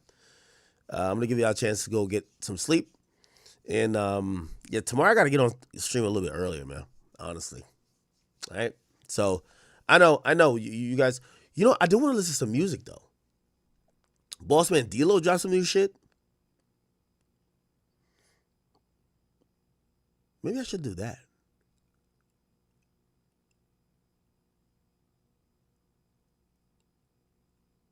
Yeah. We'll do it tomorrow, chat. Chat, thank you, and I love you guys. I appreciate you guys for always coming out, tuning in. We'll be back tomorrow, definitely at an earlier time. But I know you guys, it's not, we haven't even hit 4 hours, so I know you guys are probably a little bit tight, but it's all good. Chat, I love you. I'll see you guys tomorrow. If you hear me sniffling a little bit, I'm still getting over this little cold. And just have a little bit of patience with me, all right? I know you guys will. I know you guys understand. I'll see you guys.